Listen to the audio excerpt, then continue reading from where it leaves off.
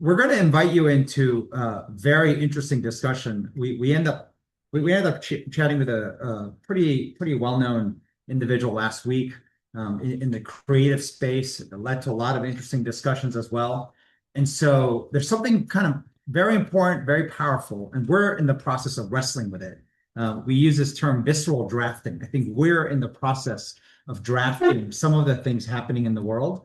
And we want to kind of invite you into our early thinking and kind of give you a sense of where we see things going. But at the same time, we don't have all the answers. And so what we did was we broke this up into what I call the high level. So high level context, and maybe from there, we can open up for any reactions, comments, discussion there. And then we're going to jump into a level of low level detail of like what to do. And it was this piece going way back, I think we had shared in the research. Our brains operate differently when you think about something in theory versus when you move to actual implementation or execution. And so you almost have to separate that pathway. If you mash it all together, our mind kind of spins and it doesn't really do either one well. So something to think about. So with that, we were hovering on this kind of, it's a very big topic, this idea that work is broken. Sorry, let me see. You like the little image? I can't tell if everything's working or if everything's broken. I don't know if that and I don't makes me you know that feeling of what when you read the news and you read about what's happening not only with AI but the economy, countries, and that odd feeling of like something doesn't feel right and doesn't seem to make sense, but at the same time everything seems to be kind of running along. Yeah. So am I worried for no reason? Should I be worried? Should I not? And so covering this topic that work is broken, and this is a topic we can talk more about. And then we believe the biggest change agent of what's driving that is AI, but not AI from where it is today, but where it is in our minds headed. And this is something that's kind of going to be important. But so let me kind of jump into this and then we can just talk on different points here. So first, tons of articles. I just pulled this up this morning. It was talking about this individual. I haven't really heard much about him, but he's, I guess, called the godfather of AI. And he's talking about the fact that he believes most CEOs and thinking most CEOs that are in this massive rat race to sort of fight and win in this AI war. When I think about the big players in that space, they're all there just trying to like win and kind of win in that space, but not thinking about the actual impact and maybe not having the time. And of course, they're media ready to have media answers. But this individual was talking at Georgetown University and talking about how mass unemployment, in essence, is around the corner. That AI is going to destroy more jobs than it creates, and it's going to have this social disruption, very high unemployment. And the students, of course, are expressing concerns from their side that looking at their future and their options for employment and whatnot, they're more concerned than they are excited about what AI is going to do in the workplace and going to do in their lives. And it was talking about everything from whether it's Elon from Tesla or Larry Ellison from Oracle, talks about the CEO of Anthropic, who at one point said he believed 50% of entry-level white-collar jobs are going to disappear. So think of like whether it's people in finance, legal, consulting, accounting, just all those roles, like half the jobs are going to be gone. And Bill Gates, founder of Microsoft, is talking about how humans won't be needed for most things. And Elon Musk was saying saying AI is going to replace desk jobs at an accelerated rate. But he just recently got this $1 trillion pay package to build robots. Optimus robots from Tesla. So to turn Tesla from a car company to a robot company, and the robot army coming with AI. And you have to think of what he's accomplished thus far. If you ever see Tesla or even Waymo, any of these self-driving cars, you're talking about AI now installed in a vehicle and is able to navigate the uncertain world of driving, right? When you're driving on the streets, there's all kinds of things that can happen, from a child running in the street, someone running a red, taking wrong turns. And so super dangerous. I mean, it's like one of the most dangerous driving. And if you think of the car as the robot in this case, yeah, it's running with a high degree of accuracy. And so when you have now robots that look like human figures with hands and whatnot, and they're coming in with that same technology, what they will be able to do as far as what happens in the workplace. I had tweeted this thing that work is broken, that companies are not hiring, unemployment and layoffs are going up. Is college worth it? Is a discussion that comes up quite a bit.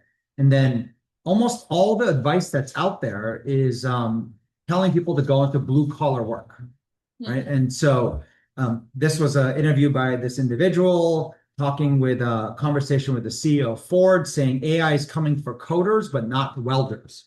And Ford Motors CEO saying we have 5,000 open positions for welders. 500,000, Or, right? or I thought it was 5,000. But maybe it's 500,000 open positions that are being filled by some of the blue collar work. There's been like, we need more plumbers, we need more people in this space and that space. And so encouraging people to go to trade schools. And I would argue that people are not following that advice. And the question is why? And so just really quick, this little recap, this is how the human brain operates. If you think of, if there's three main containers in our brain, 10% of the container captures present data. 50% captures the past, so our own memories of the past. And then 40% is driving sort of our predictions of what we believe is going to happen in the future. And why future outlook? It's influenced, of course, by the present or our memories in the past, but future outlook is what drives our decisions. And so when you think of this comment of, this massive truth bomb, right? AI is coming for coders, but not welders. The argument I have looking at kind of how the human brain works is that the future outlook for welders does not look very good. If you see Elon with, say, Tesla getting full self-driving occurring to the point where now it's no longer just a concept, but it's actually being applied and done. That same individual is now tasked his comp package of building a robot army to put that type of technology in. And in a recent talk just last week, he was talking about how he believes surgeons are going to be replaced by his Optimus robots, right? That means there's a program he's going to put in. So whatever you have to do to go to, medical school and get degreed and experience repping doing human surgery, he believes that he's going to be able to replace pretty much all surgeons on the planet with Optimus robots, and it'll have a higher degree of accuracy, and it's going to, allow Medicare and sort of like medical services everywhere in the world. So he's looking at like the upside of it. But of course, if all surgeons could get replaced, it's hard to believe that same robot can't do plumbing, can't do welding, can't do like construction or whatever jobs. And I think this is the part where I think if you are a parent and if you went to, say, an Ivy League school, it might be hard for you to be like, you know what, I'm listening to all this and I should change gears and send my children to trade schools, plumbing school, welding school, instead of going to Ivy League schools, because the future doesn't exist for white collar jobs doing desk work, but there's a great future for, manual labor and plumbing and welding. I don't believe any parent is making that choice. Then you look at the other side, which is the lower income bracket. Are they all rushing to become welders? Are they rushing to go to YouTube videos and whatnot and become plumbers? And my argument for why they're not is because they too, like most human brains, can look into the future, a future outlook. Yeah. And when you're seeing what cars can do, when you're seeing what robots are about to do, the belief that they can do, robot surgeons, but there's no robot plumbers, there's no robot welders. And what I'm saying is even they know that future looks bleak. And when a future looks bleak, you're not motivated.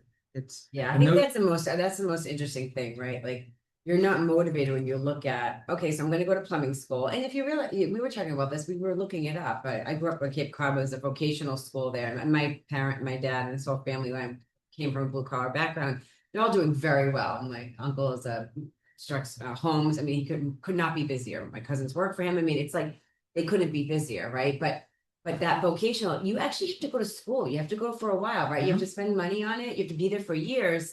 So then and we had this conversation because I grew up more blue collar. Why aren't they doing that, right? Why aren't more people going? Because if you can't get a job right now, maybe from the way I grew up, you're going to go to school and you're going to get a job and you're going to go do that. Whatever that thing is, you're going to get a job. Why are they not doing it?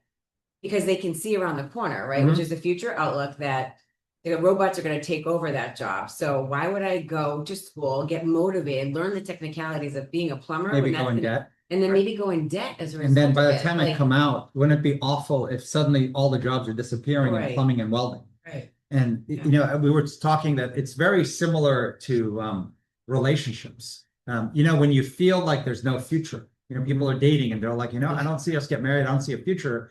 And then suddenly that day is when it ends. Yeah. Even though, it still kind of makes sense and whatnot, but it's amazing when there is no positive future outlook, when there's a bleak future outlook, our mind might say, but it's still kind of fun and it's still, we should keep it going. It's amazing what the heart decides because of the future outlook. The decision gets made and everything starts to fall in place now. And so this whole notion of what work is changing, and I think less than the data points of what AI is doing right now, it's actually the impact of future outlook that's impacting change even more. It's coming from everyone's decision making of, do I go to welding and plumbing school or not, all the way to the leaders of companies. New hires coming from college used to be the bench.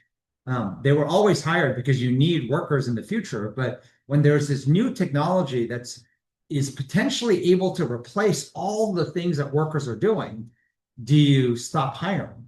Do you start to wait? And so to me, the decision-making impact of the future of AI is impacting things way more than people are seeing right now in the data. And there's something that is always important. Data is always backwards looking. Like someone said that, when you drive a car, there's, fumes or exhaust that comes out from the back of the car. That's data. Meaning once you do something, what shows up afterwards is data. So all the data is always after the fact. And so saying, well, the data doesn't say that AI is what's replacing jobs. Data is just one data point looking backwards, and it's such an early stage. It's the forward-looking forecast and prediction that we all do as individuals that's impacting decisions. And so this is the topic that kind of gets interesting. So I'm going to show you sort of what we mapped out, and then we'll break this down. So just headlines, and this is kind of early, kind of inviting into our discussion. Work is broken and getting worse, and the change is occurring predominantly because of this future outlook of what AI will do in the workplace. So then this question comes, what are humans supposed to do, right? And I've heard Elon talk about like nobody will have to work, and it'll be so great because nobody have to work. And yet work is what keeps a lot of things churning. And if the change was going to go from everybody's working to nobody has to work, that's a big shift. And how much pain will occur in that transition? So there's a lot of discussion there, but kind of interesting. What work can humans do that AI cannot do? How do you think of the type of work that's left for humans, the future of work, and kind of the work that we've done in this space? And then we want to jump into this whole human advantage, the aspect of the human brain that is more powerful than AI and is also different than AI. What AI probably will not be able to do for a good almost 100 years into the future. So we'll kind of talk about that. So work is broken really quick. I mentioned before this notion of we run Perks at Work, which is a huge platform for most Fortune 1000 companies. And in the last 6 months more, we started seeing it maybe a year and a half ago, but even growing faster is a lot of new hires aren't showing up. Meaning there aren't a lot of new hires being made. There aren't a lot of summer interns being hired. So the hiring environment has shifted quite dramatically. And it's shown up much more in the white collar space to start. And this is where, as the robot army comes, what will happen everywhere else? So they're just interesting data points of companies not hiring as much.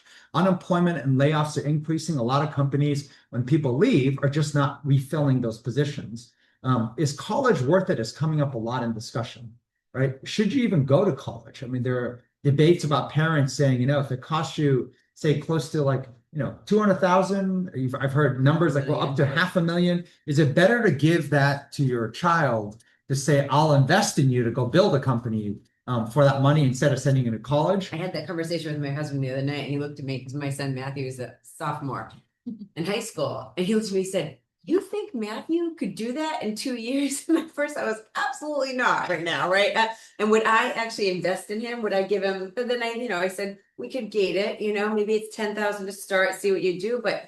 Actually, the reality is he's not learning the skills that are going to help him be able to do that. So that's kind of I want him to be an entrepreneur. That is one way to do it. But, instead of putting money towards college, but would I actually make that leap of faith and not put him in college? But it's the comparison. Everybody else is going to school still. So are you really going to be the parent who's going to say, I'm going to take a risk here, and I'm going to, instead of send you to school, I'm going to take a bold move, right? And I'm going to invest in you wanting to build a startup. Anyway, that's a thought, right? And the part that's interesting is I think we've spent time talking about this 100-year change. When you look in history, we get lessons from history. And school was always built going 200-300 years back. It was always built as the training ground for work. So until work figures out what it needs, and everyone's talking about how school is broken. But see, despite their stories of schools doing innovative things and whatnot, I would argue most schools that are innovating to build the training ground for industrial age kind of work. The modern form of work is actually not showing up at school. And how could it show up when the workplace doesn't quite know what it needs yet? And so work is still in that starting of, is everything working okay or is everything broken? We're in this big transition phase. And so since work doesn't know what it needs, it's hard to figure out what the training ground for work, which is school, is supposed to do. So we went back and forth. We were having discussions with other people, but we were looking at kind of even using our AI coach to figure out what work is left for humans. And so we ended up producing this list. And I'll kind of read the list. I actually typed it up so it's a little nicer. And I believe this list is the new job description. So actually, is it better look at this one? So I'll read my handwriting. Navigating real uncertainty. I think everyone talks about uncertainty, but when it comes to the real stuff, it is really difficult. Building momentum under constraints. You're stuck, things aren't moving. How do I generate momentum? Not waiting for someone else to trigger momentum, but how do I generate momentum? You're executing under fire. So being under pressure is not oh my God, I can't think under pressure. No, it's like the norm. The new norm is being under fire, yet I have to action, I have to execute. The level of resilience you need to absorb setbacks, that could be criticism, that could be anything, but without spiraling. Our mind quickly pattern matches. It becomes an identity crisis. It becomes all kinds of things. And it's very easy to get to a place of everything is impossible. Why bother? You spiral very quick. The capacity to generate high energy ideas. We're having a lot of discussions. And we had this interesting discussion where the line of work almost 10, 15 years ago that we were doing of how to grow human beings was all around work we did around character, kind of the importance of these character traits. And the military is the group that we found most resonated with this work and took off in our interactions with us. Our thesis right now, it's a very early thesis, is the new group, the new industry or segment that we believe will understand our work the most are actually creatives. So think artists, writers, designers, anybody who has to create because they understand, I believe, this challenge more than people who are in the non-creative field. And it's hard to believe every job has to become creative, has to be part of human innovation. So this idea of generating high energy ideas. So imagine speaking to a creative saying, I can help you through a training program get more creative breakthroughs more often in the course of a week, in the course of a day. I can shorten your windows of downward spirals, shorten the window where you're stuck having a creative block, writer's block. That's interesting, actually. The other field, I was just thinking about this, and Mike, because we're maybe talking about, we call him low-cal, but he's in sales, and he had the best year of his career last year. I think sales, because it's so emotional, and you have a lot of ups and downs, right? You'll hit desperation and frustration. So in many ways, I was just thinking about this now, fields and careers that have mean, maybe it's, I could argue a lot of fields and careers will have emotional roller coasters, like life is kind of an emotional roller coaster, but specifically, without question, I think there's a creative space where people feel creative block, mental block, writer's block, like they're grappling constantly with how do you break out of that. But I do think salespeople too will have that same, you get stuck, right? And now you need more options and choices, and you can feel desperation and like all those emotions that come with selling. I don't know, I was just thinking about that. That's well, another so maybe. we had a discussion on this where, whenever you hear someone present something, Yeah. the problem of it's almost like an inability to see how well they know something by their presentation is that they could have refined that presentation 1,000 times. Right. And oftentimes a presentation is simply taking something they've done and they just hit play again. But the real like litmus test of someone who knows their stuff really well is in the Q&A. And you have to first be able to distinguish between like the social media trained or media trained ChatGPT level trained Q&A, meaning they can answer Q&A kind of okay.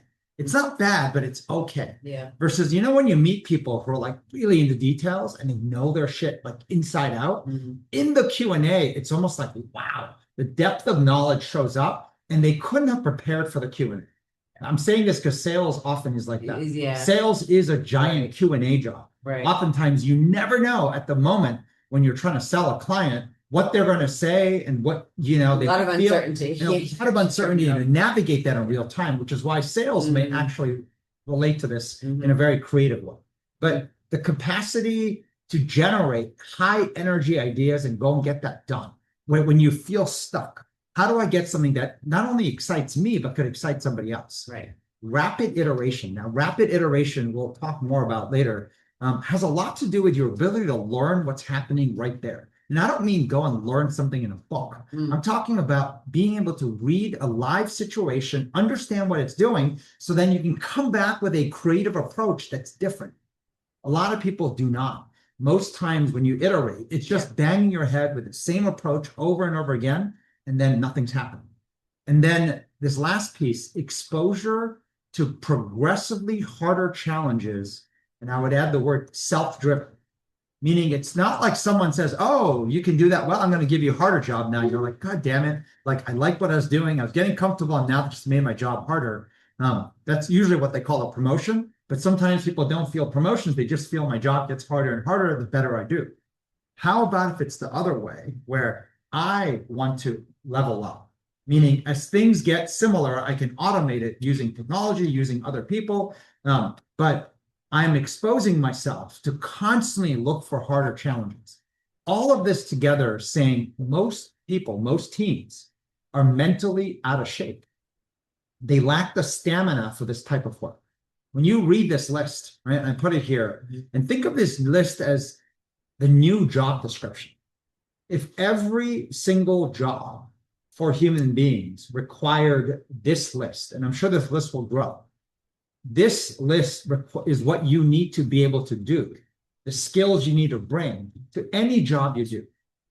And if not, the notion of being mentally out of shape, like stamina, you can read this list and literally feel exhausted just from the list itself. So we're going to talk a little bit about the future of work. And what we've been doing is we've been investing for 2 decades, almost 20 plus years, on just understanding human performance and how to think of human beings as the #1 lever for success. There's a guy who invented the Sesame Street characters. We spent time with Jim Fadigan, and he had shown us kind of like an old video he had done. This is like going, like it was like 1995 or something, I think, when he made the video. It was something going pretty far back. I think it was like the early 2000s, but it might have been that far back. But he was saying how the pecking order of levers of success always started with like land first, I think. Yeah. Right? I think it was land. Like, I forgot what it was. It was like real estate or shoot, I can't remember now. Oh, yeah, natural resources. Yes. Natural resources, where land was the biggest one, but obviously if you have gold or oil. Yeah. And then I think it was capital, so money. Money. And then it was technology. Right. And the last thing was human. Yeah. Human capital was the least effective lever to drive success going years back. Right. And he said that entire list is going to flip. Yes. Where it's all about human capital, people first. Yeah. And then comes technology and products, then money, and then natural resources. Meaning, like, remember the whole thing about location for a store or anything, that will matter the least. Location will matter the least. Then the amount of money, the more money you pour in, still might not drive success. And then the more technology you have, it still might not. It's all down to the human brain. And that notion of the human being at a solo level being that important. This is the field that we've spent 2 decades just spending time growing and learning into. And then around 10 years ago, Harvard University recognized us as the top learning organization they found in the world. So they found 3 of them and they put us in a book called An Everyone Culture. And the reason why they were most impressed with us and what we had done was the level of investments and discovery we had in unlearning. It's almost like the human brain is so powerful, it's operating, but you have to recognize when your models have expired out, when your assumptions are old, how do you actually unlearn stuff so that you can make space for new learning? And a lot of people do not, understand that unlearning is actually a learned skill. And if you don't know the skill, you end up building what they call ego. Yeah. Right? You get very protective in the knowledge you have, and this is what made me succeed. And we hold on to what made us succeed so strongly that it is the very thing that prevents us from getting to the next level. They say always from moving level to level as a human being, as you up level endlessly, you end up doing worse before you do better.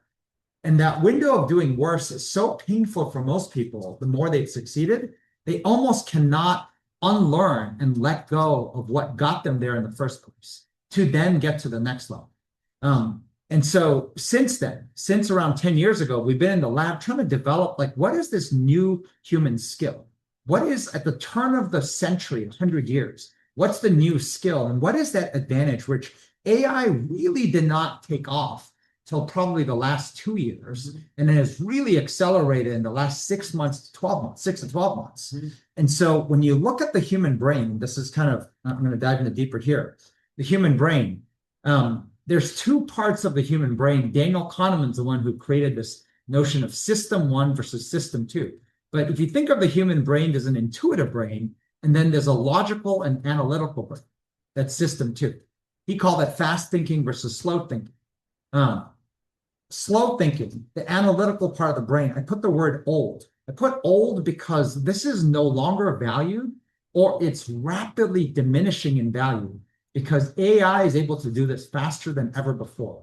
I mean, you even speak to authors of books who can spend 5-10 years writing a book. So they know this stuff inside out. And you ask them to actually pull out what are the key elements of the book. They even admit AI summarizes my own book better than I do. And there are things that I will forget in the book itself. Yeah. It's the accuracy and the speed is just unparalleled. And so then you go to system 1. And system 1 is this part of the brain that the computers have not been able to replicate. Maybe in the future they will. But this part of system 1 is the most valuable because when it comes to uncertainty, like one way that we're talking about it, maybe I should add in here is, here, let me add this in. That's sorry, this is a good point. Before I forget, I'm going to add it in. We're talking about this called a directional accuracy. There's a term that the CFO of Chase, who's one of our investors, had given us. And it's directional accuracy versus precision. When you think of system 2, think of precision. I think of precision. Yeah. Think of system 1, you think intuition, you think directional. And now directional accuracy is a very tough one for most people because it's directionally accurate, but it's not quite accurate. So you have to iterate like the shots you take on a directional level. And we're saying that, like, when you get a team of 2 attacking something with intuition, the combined directional accuracy much faster. Like the ability to iterate is much faster. If you ever see like 2 like chefs who are in sync cooking in the kitchen, their ability to adjust the recipe, it's almost like watching a symphony, or you watch jazz musicians. It's all like, they're just directionally moving Yeah. and reacting to each other and creating something that they had not planned. Precision's different. There's a right and wrong answer. So you're actually focused on things that actually are very like precise. Right. And so most schools in the past were focused on teaching people precision, like how to be precise, how to think of right and wrong answers. I mean, remember the days of, maybe some of you are not remembering this, but like history class was literally just memorization of dates, right? Exactly what happened on what date. And if you get the date wrong by one digit, so stupid, like you fail, you fail the test, right? Versus I'm like, yeah, I think that kind of happened in the past. That's probably what matters more than knowing this precise date. I put this quote here from the most recent Leadership Academy because I liked it a lot. It's from Florence, which is why it says Florence quote. The intuition can be trained. This was the 2-day experience, and the takeaway, which is that simple when laid out like that, but mind-blowing to me nonetheless. Intuition's always felt like this nebulous, magical experiment or treasure hunt. The notion of when people say, use your instincts, go with your gut, it feels kind of like squishy, like fairy dust. And it's like sort of this thing that either works or doesn't work. And you don't know when it works and when it doesn't. But not tangible, right. You know what I mean? It's like, what is that? It's in your gut. But knowing that this is something we can sharpen and train was something that has left a truly deep imprint on me. I take this as something to nurture myself. I'm excited about what's possible when we get better at this. This notion that, so coming back to the top diagram, intuition, it is incredibly powerful. The human brain is more powerful than any number of NVIDIA GPUs or all the AI in the world. It is powerful, yet AI is better on the right side.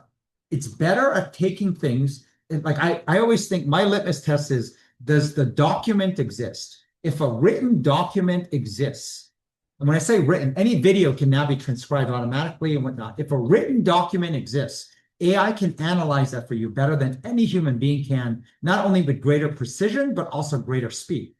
You want to use AI for that. But when it comes to things that don't exist, that don't have text blocks of document and instructions, then comes human judgment. Then comes using intuition. What is the right thing to do? And the thing with intuition that's come up a lot is this. It is both powerful, but because it's directionally accurate also means it's not exactly accurate. It has flaws, which is why I put at the bottom this dotted red line of managing our psychology. It has a faulty part in the system. And so if you don't recognize the faulty nature, you can say, you know what, my gut says to do it. I'm just going to go all out. It might feel like, you know what, I believe in crypto. My gut says crypto. I'm going to mortgage everything and bet all out. That would be a very bad move. And that notion of understanding that my intuition has to be balanced, which has to always be trained, by the way, but also balanced with figuring out what's wrong with it. It's almost like what's right with it versus what's wrong with it. You got to always understand both. So what we had done over the years, and this is kind of where the work got more and more interesting. We can take a quick sort of discussion from this, was unlearning. We ended up building a 9-month course on how to focus on unlearning. And we'll go into details of what was in that. But what we learned was this notion of there is a physical immune system, a body's immune system. There's also a similar mental immune system.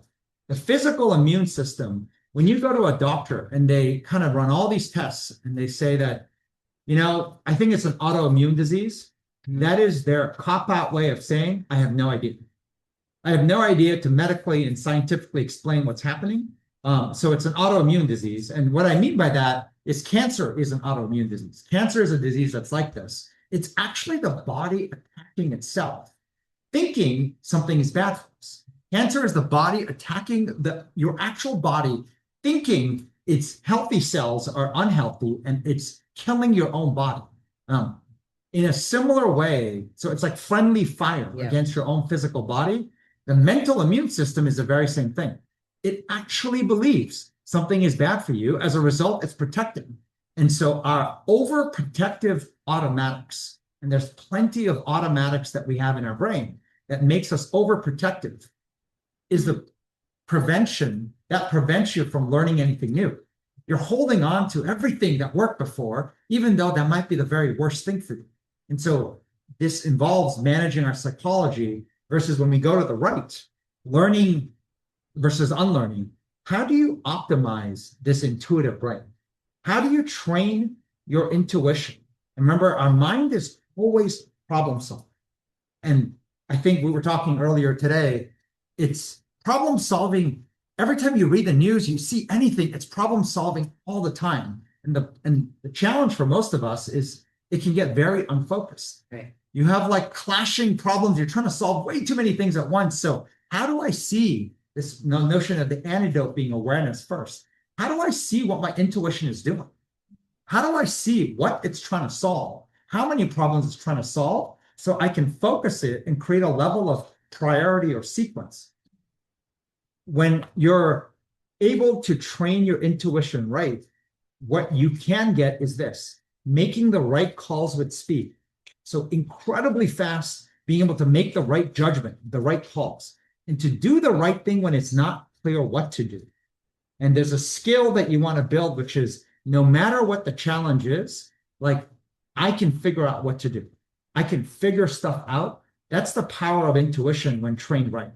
But why we need the left side is as you do anything with intuition, the left side will pop up. Yeah, I like what you did, maybe at a simple high level, because Charlie and I've been trying to figure out what's the language, how do we make sense of the left side versus the right side, and we've tried different ways to think about it. But just the simple unlearning part is, when you think about intuition, is what's wrong with it, right? What's wrong with your brain and like where it kind of goes wrong. On the right side is what's right with it. I think that's why the challenge is it cuts both ways to figure out my intuition is that strong, but there's stuff that's not right about it. And actually, I was going to share in a few slides kind of the training modules that we have, like what we're trying to get at, the overprotectiveness that we have around criticism and feedback, and the overprotectiveness we have around the things that trigger us and conflict, like all the things that when that comes up, your brain kind of, your brain shuts down and you get startled and you do all the wrong things. And yet that same brain has all this great stuff, right? We're always problem solving big problems in our life or challenges, but it comes, I think what you're saying, Charlie, like it comes with both, right? What's right with it, what's wrong with it. So we were going to dive into like sort of like kind of what to do details, but before we dive there, I haven't had a chance to read the chat. I don't know, Laura, if you've been tracking. I'm looking at it. I've generally tried to put Zoom folks first, and then maybe even people here in person. And the reason is I think in person is almost too easy to just go off in our discussion here. Yeah. So maybe for the folks on Zoom, anyone want to unmute? Could be comments in the chat. What of this agree, disagree? Do you see anything that resonates more versus less? Where are the holes? I want to invite kind of your thoughts into this. I don't know if Mike, you had something, I think, or a few things. Did you want to, and then Shauna and Chris, go ahead. Anybody, go ahead. There's more than I thought, so I have it right there. Anybody from the Zoom side? Hey, Charlie. Hey. Hey. Sorry, I got a baby right here. What I wrote in the chat when you were saying, Charlie, on most teams are mentally out of shape. I just like that language because like it just made me think about how, obviously you guys know, like I have a CrossFit affiliate, and like when I got into CrossFit, it was like this brand new thing that like no one heard about, no one knew, but it didn't really take anything different. It took like the fundamentals of like weightlifting and gymnastics and cardio and like packages into this high intensity training, which now is kind of like the norm. But like back then it was like a shock. Like no one was like in shape enough to do CrossFit, but now it's like the normal training approach in fitness. They literally redefined the fitness industry. I don't think you'd have like the Orange Theories, the F45s, these like, other high intensity programs without it, but it was like the first to bring that to light. And now it's like a normal thing. And it just made me think this is so new, but looking forward 10, 15, 20 years, it could be like the same thing. You're looking back like, oh my God, this is like, everyone's looking at the world. Yeah. You know, what's interesting against that comment, Mike, is we were talking about this where the conditioning that's built in schools and in workplace, we are conditioned through so much that the minute our mind starts problem solving using our intuition, we tend to suppress it very quick and try to go logical. We're so trained to suppress our intuition and go into like, what is the answer I'm supposed to say? what would make me sound more intelligent, smarter, less emotional, Right. maybe less kind of like, you know, like off my head, but more like thought through, like sleep on it overnight, think of what you're supposed to say. And I think, I was gonna say, actually, it happens really quick. Even, you know, if you actually start to tune into what's happening. Oh, there's Matthew, and then my husband was here too, because we're in the kitchen. Hello. You should come over here. Charlie was gonna quote you on something. oh yeah, I have a quote from Matthew. Do the quote. Come over here. Please go. So Come over. Megan's son Matthew, he walked in, you know, kids just blurt out these like moments of geniusness and they don't even know, and then walk away. So this is what Matthew said. He's in high school. He walked in and says, you know, AI is getting kids to not use their brain as much. Oh, what? Okay. Those are his exact words, right? AI is getting kids to not use their brain as much. There's something nuanced that I was talking to Megan about, that a lot of people now are overusing ChatGPT. Yeah. You don't have to step up here. But what I was telling Megan was people using ChatGPT to wrestle their way in to get a seat at the table in a discussion, in a meeting. Kick them out. And the reason is this. I can get that myself too. Yeah. Right. The thing that happens that you'll see typically with AI, you won't make a mistake. You can't be criticized, but usually you won't find great. It will dilute everything to the middle. Yeah. Like when you read something written by AI, you can feel it. And people say, it's like a soul's missing. Right. There's a notion that it's very dilutive to go logical. Like it's figured out all the things you're supposed to say and all the stuff. So like people can't reason me here, but I can in 1 second. Let me just do that in a second. But what I was going to say before I got distracted by Matthew, but is that I feel this is and this happened to me a lot this week. And if you tune into your intuition and what's happening, what you'll realize is you'll have a thought. Say you see an email or somebody comes to tell you something or whatever it might be, and it's very quick. You actually have a very quick intuitive reaction. It is so fast. You'll be shocked how fast you suppress it.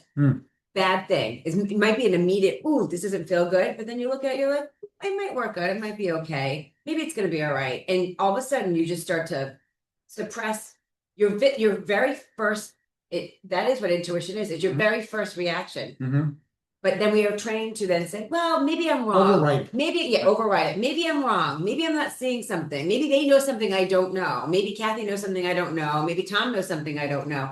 Maybe Laura's working on something I don't know. So then it's so easy to suppress it versus that's why you have to be so alert to which is why sometimes if you just quickly write it down, even while other people are talking, say you're in a meeting, you start to realize, wait a minute, my first thought was this. Now I'm backing it up with all this other logic and I'm changing my first thought and I'm changing my opinion. And that's, I pulled this back up because Mike's point about CrossFit, right? This idea of it redefined what being in shape was. This notion of that most people are mentally out of shape. And this is what mentally being in shape looks like. And so when you find yourself going to the logical side and going so fast, it's recognizing that I'm trying to skip the workout. I'm trying to skip diving more into the skills that are needed now. And when we do anything, as we keep exercising our logical side, it's to realize I'm training muscles that I can never win. Meaning AI is going to do that side better than anyone. And every human being can now access that same set of information at their fingertips with their phone. And so kind of just recognizing it's almost like every time, and I think this is where human conditioning comes, where we keep wanting to go back to what feels more comfortable, what feels more right. And this notion that system one can feel wrong. We've been trained and conditioned to believe it's wrong. And so we keep going back to the logical side. Sorry, we have two hand raised. Pepe. I'm going to call you Pepe. Pepe, because I can never say your name right. Lara. Hey guys. So yeah, we were talking about intuition last week, and I remember saying that I feel like intuition is the real trust of yourself. It's real self-trust. But going back to the creativity side, I taught a class last week about unblocking creativity. And after that, I had a conversation with my 17-year-old who then got into a conversation with my 13-year-old about AI. And just because you brought Matthew in, and the little one was saying the same thing. She's like, it's just kind of helping us cheat through time But then the big one, my 17-year-old said, I feel like it's just training my brain in other ways. Like I get through the easy stuff with ChatGPT, but it's still teaching me how to analyze things in a different way than I used to. So Yeah. I thought that was like a really interesting comment from a 17-year-old, especially who's like about to go to college and is also kind of like, I don't know if I need to go to college. I'm like, well, there's a 529, we need to use it. But I wish I could just like give it to her and be like, be an entrepreneur, you know, go do your thing and don't fall into that same thing that we all think that we have to go to school and blah blah blah. And Right. then she commented, she's like, I want to be a creative. Like I want to be doing stuff like you do because I know that AI is going to do a bunch of stuff that people that are creative will be around needed to do these things like creative thinking, innovation, even in marketing and in all things. And in the class that I taught last week, the funniest thing is that I had 2 creative people out of 25. That's it. Every person was like human resources, doctors, dentists, lawyers, like they're all in search for how do I unblock my creative side in this world that's like eating me up through AI. So it's just I thought that was like really interesting because usually I get like artists, photographers, painters, and this time it was like, whoa, what's this? Yeah. So like, can I give you a couple of reactions? I have a couple of different ones. One is it's interesting, intuition, self-trust, and this is where I think it's kind of challenging to understand. Intuition cuts both ways Yeah. because it has directional accuracy and has a lot of flaws. Yeah. I mean, Daniel Kahneman literally won the Nobel Prize for showing how flawed intuition is. So it's like almost like a warning to the whole world, and everyone's like, "Oh my God, that's so genius!" So we're going to give you a Nobel Prize for that insight. That intuition has a lot of flaws, so be careful. Use more of system two. Now, this is way before AI popped up and whatnot, and the value proposition for what a human can do changed. And so, what's hard is to how do you balance this self-trust against don't trust what your intuition's saying, and both can be true. And the need to actually constantly see so you can actually it's almost like plaque in a day. Like, you know, our teeth are great, but then if you don't actually take care of it, plaque grows and, you know, and you can get cavities. And this notion of it's like so schizo, so yin and yang of self-trust to don't trust. Right. So how do I navigate that? The very thing that I want to listen to my gut, but if I make gut decisions, I mean, the average individual will get destroyed. I mean, most people, I would say, would get destroyed. The people then who are most, you know, powerful in their intuitive work, and we're talking at the highest levels of doctors, Olympic athletes, whatever it might be, different fields, we found that they actually have this humility to understand the balance of I'm honing and constantly working my intuition, training it, but I am constantly also cleaning it out, looking for what's wrong. It's always full of broken models, broken assumptions, broken logic. So like you're constantly doing the self-trust to what's wrong in there. And it sounds very good. Yeah. A question from the room. Sorry. One, I find this conversation to be so powerful and intriguing. I actually feel like the way AI works is a wonderful platform to understand how intuition is supposed to work. So AI works as this module, right, that pulls all this information from all these different places and organizes it and syncs it and then brings it back to you. And I feel the problem with intuition is that we have a society that's built on I and my versus we and a collaborative nature. I think true intuition is when you're able to pull from all the different sources and then funnel that information using your gut, but constantly adjusting, constantly pulling, funneling information using your gut, and then finally making a decision. So there is a fascinating point here. And so it's interesting, before you get to the we, you have to get I correct. Meaning, if all the I's are actually regurgitating what they think they're supposed to say, there is no we, meaning there is no collective intuition, it's collective slop. Slop being everyone is there. And you'll find this a lot in social media. You'll find this a lot where, like, if you ever see a room full of business school graduated consultants, they could be talking about nothing, right? Except everyone taking turns regurgitating the same books they read. And so this notion of original thought, original intuition, what is my intuition will be different than yours simply because my pattern matching of stories and experiences of my life. And this is the difference between AI and like we have specific things that resonate, both positive and negative of my life, and I'm pattern matching my past experience against what I'm seeing right now in front of me to then predict the future. And That's value. those three things, the past, present, into the future is my intuition. Yes. How do I make sure I capture my intuition, not I suppress my intuition super fast to sound smart. I said what I think I'm supposed to say. And now you're going into the internet logic, right? What other people have politically and it's kind of what Laura said too. She was asking or mentioning the AI, and I think you said this to me too, by the way, that if you put your intuition on top of AI, fantastic. It's when you're using AI to tell you what to do, it's horrible, right? In terms of it's not going to give you intuition. I think Castanius, you were asking, is it bad to kind of bounce your intuition off of AI?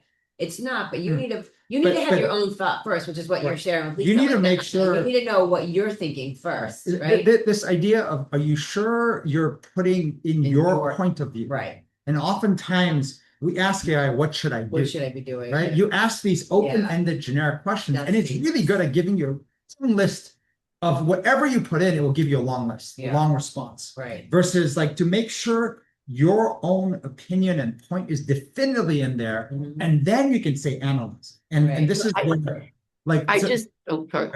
Who was it? Sorry, go. Well, Laura, but then also Grayson's been raising her hand for about 25. So Sorry. should we get to that or not? Or do you? Can I ask you this one thing? So there's a piece of work we did over the years on feedback. Yes. And this is fascinating. And so we got known for doing the most work in understanding feedback, giving, receiving, seeking skills. Right. And it was counterintuitive for all the researchers. This team of researchers from Harvard came and studied what we're doing in this. And they found the most insightful element of understanding how to train feedback. Just the whole topic of feedback was you had to first train everyone to give feedback before you can figure out how to train people to receive feedback. Most organizations do it backwards. But because it feels safer, it feels more right, which is let me first train everyone to be able to receive critical feedback, how to process critical feedback. Everyone gets trained on how to process critical feedback, but nobody is giving any feedback. So when it comes down to the real world, it's like everyone's ready for give me the truth, give me the tough feedback, but no one had the courage to give the feedback.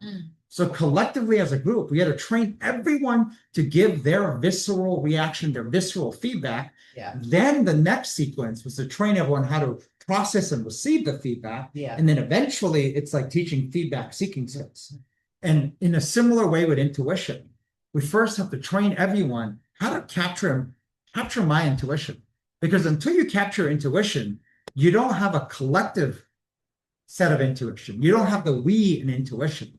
It's like one person probably not even putting intuition, but thinking the logical side of what I'm supposed to say to sound smart and sound right.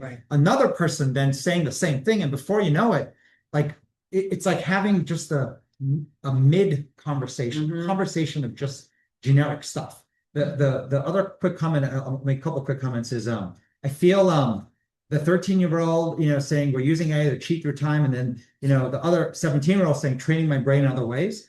And I come back to, the adults don't know how to do this yet.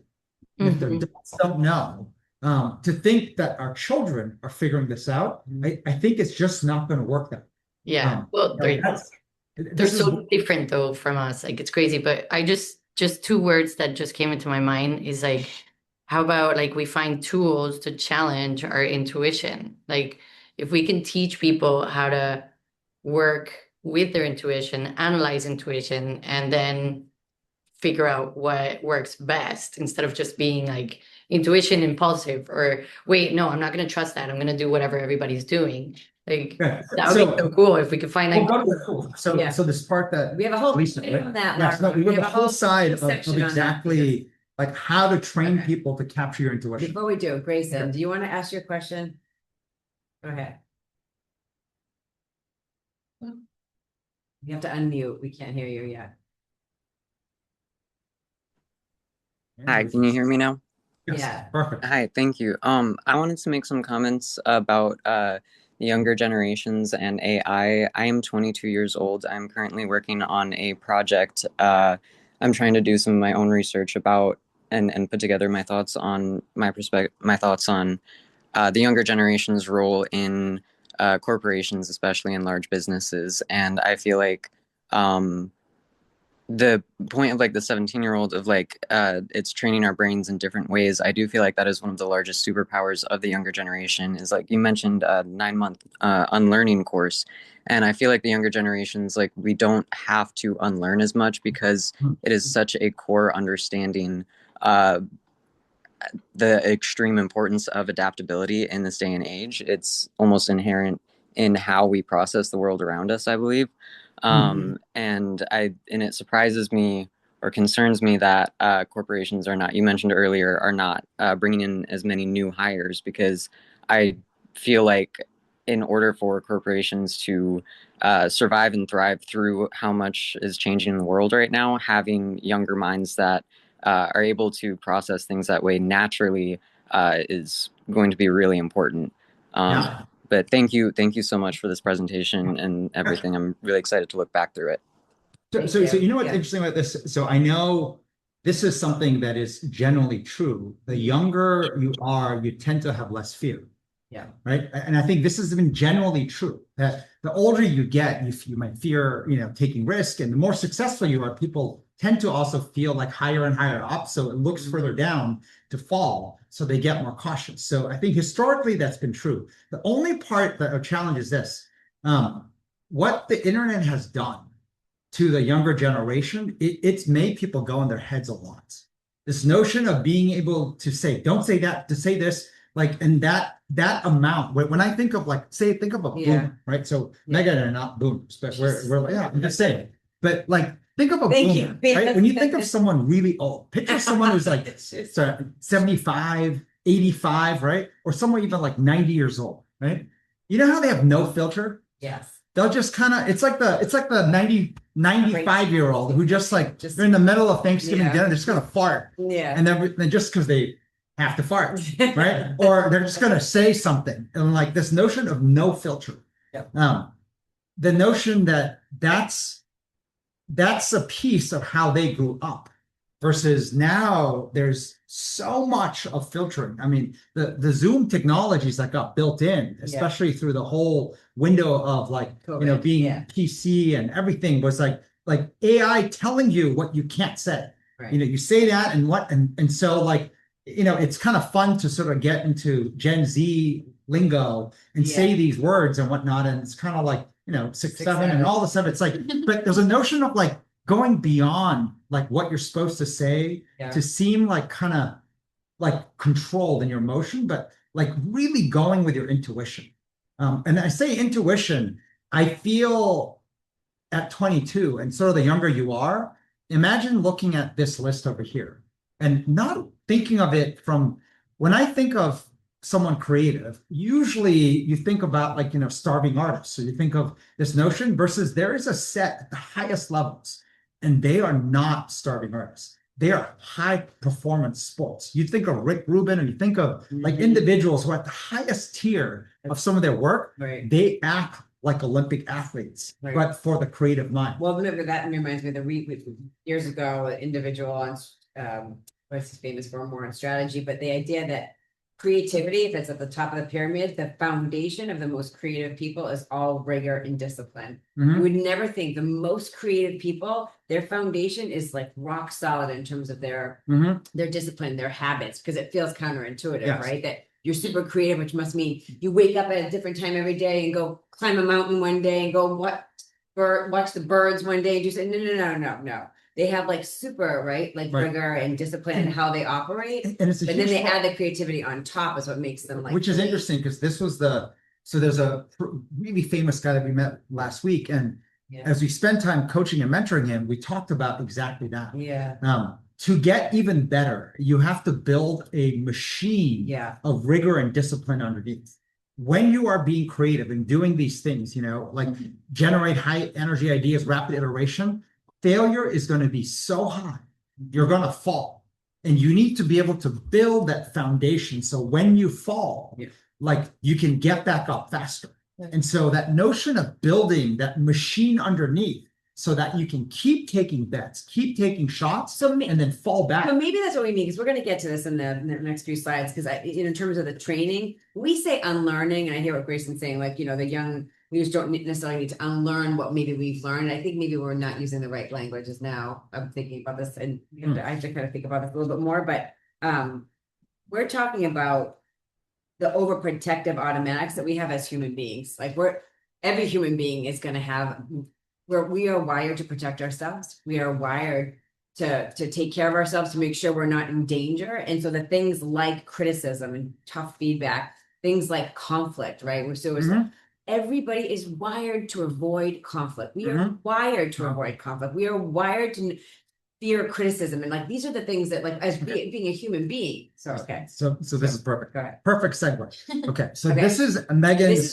This was the first draft. I'll show you a cleaner draft, but I just wanted to share with you. This was the first draft of, and we have these modules, what we call them mod 1, 2, and 3. They're modules, they're training modules. They're each 13-week training modules. We've been doing this for years now, but it's at the bottom. I'll share with you. Module 4, 5, 6 is more around training intuition.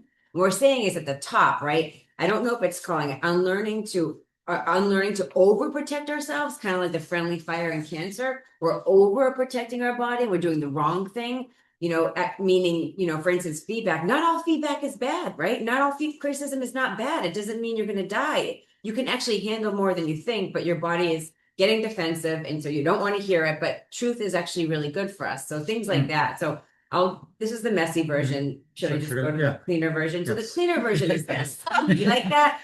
It's almost like a clean. It kind of feels you go from dirty to clean. But I'm going to tell you up front that I think some of the language in here still might be a little jargony, and it's in the works. So first draft, I should have written like first draft. Maybe it's more obvious. This is the first. Well, it is the first draft. By default, it's a first draft, right? By default, this is the first draft. But I think about I wrote unlearning and managing our psychology, because I think when we think about, we're talking about intuition, creativity, all these things, we're going to get stuck. So when you get stuck, if you think about what's actually happening when you get stuck, you're in your head. And so the PC way of saying you need to manage your psychology, right? When you're in your head, why are you in your head? Mod 1 is addressing, like I said, it's addressing, actually, if you press enter, Charlie, I put some of the buzzwords on here, maybe helpful. Criticism. I feel that is one of the hardest things. And to think that anybody, even young kids in this generation, don't get in their head from criticism, I call complete BS on that. We are human. All of us will have a hard time handling criticism. That is just, we're human. We are not wired to take that in. We're just not. We all are triggered. In mod 2, we're training and taming your mind. So there's things that will trigger us, and it will come from you know, when we're little to something that happens last week. And there are things that we're just dealing with. We think about our fears and our frustrations are in there, like things that really, and maybe someone like me who's maybe more on the insecure side, fears might trigger me more. Someone like Charlie, who's more confident, his frustrations will trigger him more. So, but what we mean by that is your brain stops working optimally. So you're not going to get to your intuition because it's clouded by all the fears and frustrations that you have. You're not going to be able to tap into it. And then conflict, we're wired to avoid conflict. We will go to the end of the earth to avoid conflict, because in the olden days, that meant you're going to be kicked out of the tribe. So you're going to start a fight or pick a fight or say something that might hurt someone's feelings, you're out, and you might be killed and like flogged to death. So that is not innately human for us. We are wired to protect ourselves from conflict. So how to actually start to see conflict as something good, that it's not a threat to you, that you can learn and you can argue and debate and it not be like a threat to your identity, that you can explore without going in your head. I mean, these are really hard things, and you might feel good at one day doing it. Then the next day, a topic comes up that totally puts you in your head, and now all of a sudden you're easily feeling criticized and attacked, and all these things. When it comes to, and if you press enter, Charlie, sorry. Can I add to this? You know what's interesting is this. So push this to the extreme. Right. Criticism, things that either you're scared of, fear, things you're frustrated at, right? And even conflict with other human beings. And we have a gazillion. We just choose not to go and have those conflict discussions. Imagine waking up every day saying, this is good for me. This is and good I'm for going to me. pursue these things. Yeah. Right? That's Yeah. such a different It's such a mindset. different And mindset. I'm challenging it at that level, saying most of us think, well, If it happens, I'll deal with it. I'll deal with figure it, Deal with it. but I don't love it, right? But Yeah. I'll deal with it versus imagine the flip side, which is saying this is good, Yeah. right? I think of Mike Collette with CrossFit, and the first time CrossFit True. came, it probably had a lot of stuff. You're like, I don't know if that's This good could for be me. bad for me. I could get Yeah. hurt versus saying, no, criticism, right? Against my intuition is how I find out what's wrong. As in Right. the part of don't trust my intuition, I need to know what I'm missing, my blind spots.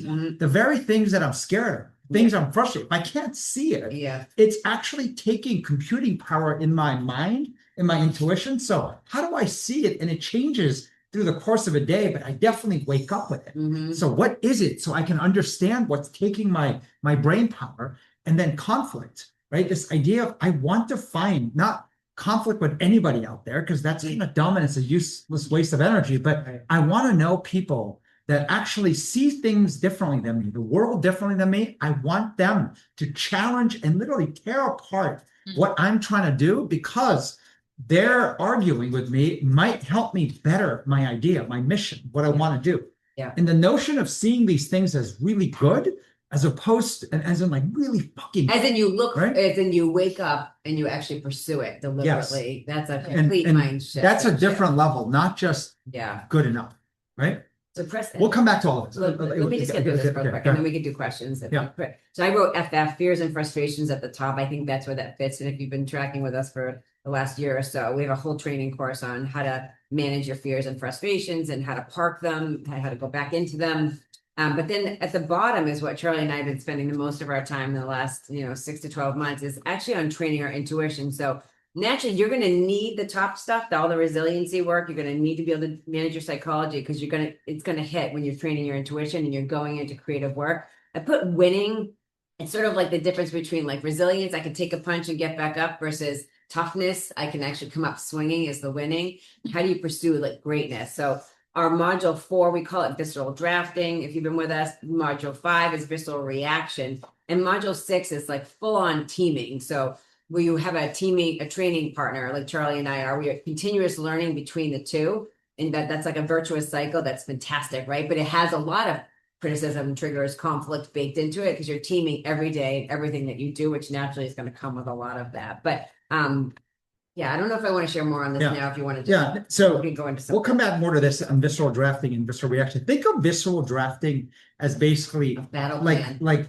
but your own intuition. I am able to take my intuition and paper it. I'm able to put it out so I can look at it, and in the process then show somebody else, here's where my brain power is going, right? My mind share is going, because the notion that our intuition, we are wired to find patterns and literally problem solve all the time. Right. So I want to know what the hell my head's trying to problem solve, and I can see it, and I can then show it to someone. That intuitive sort of imprint or exprint, whatever you want to call it, that's visceral drafting.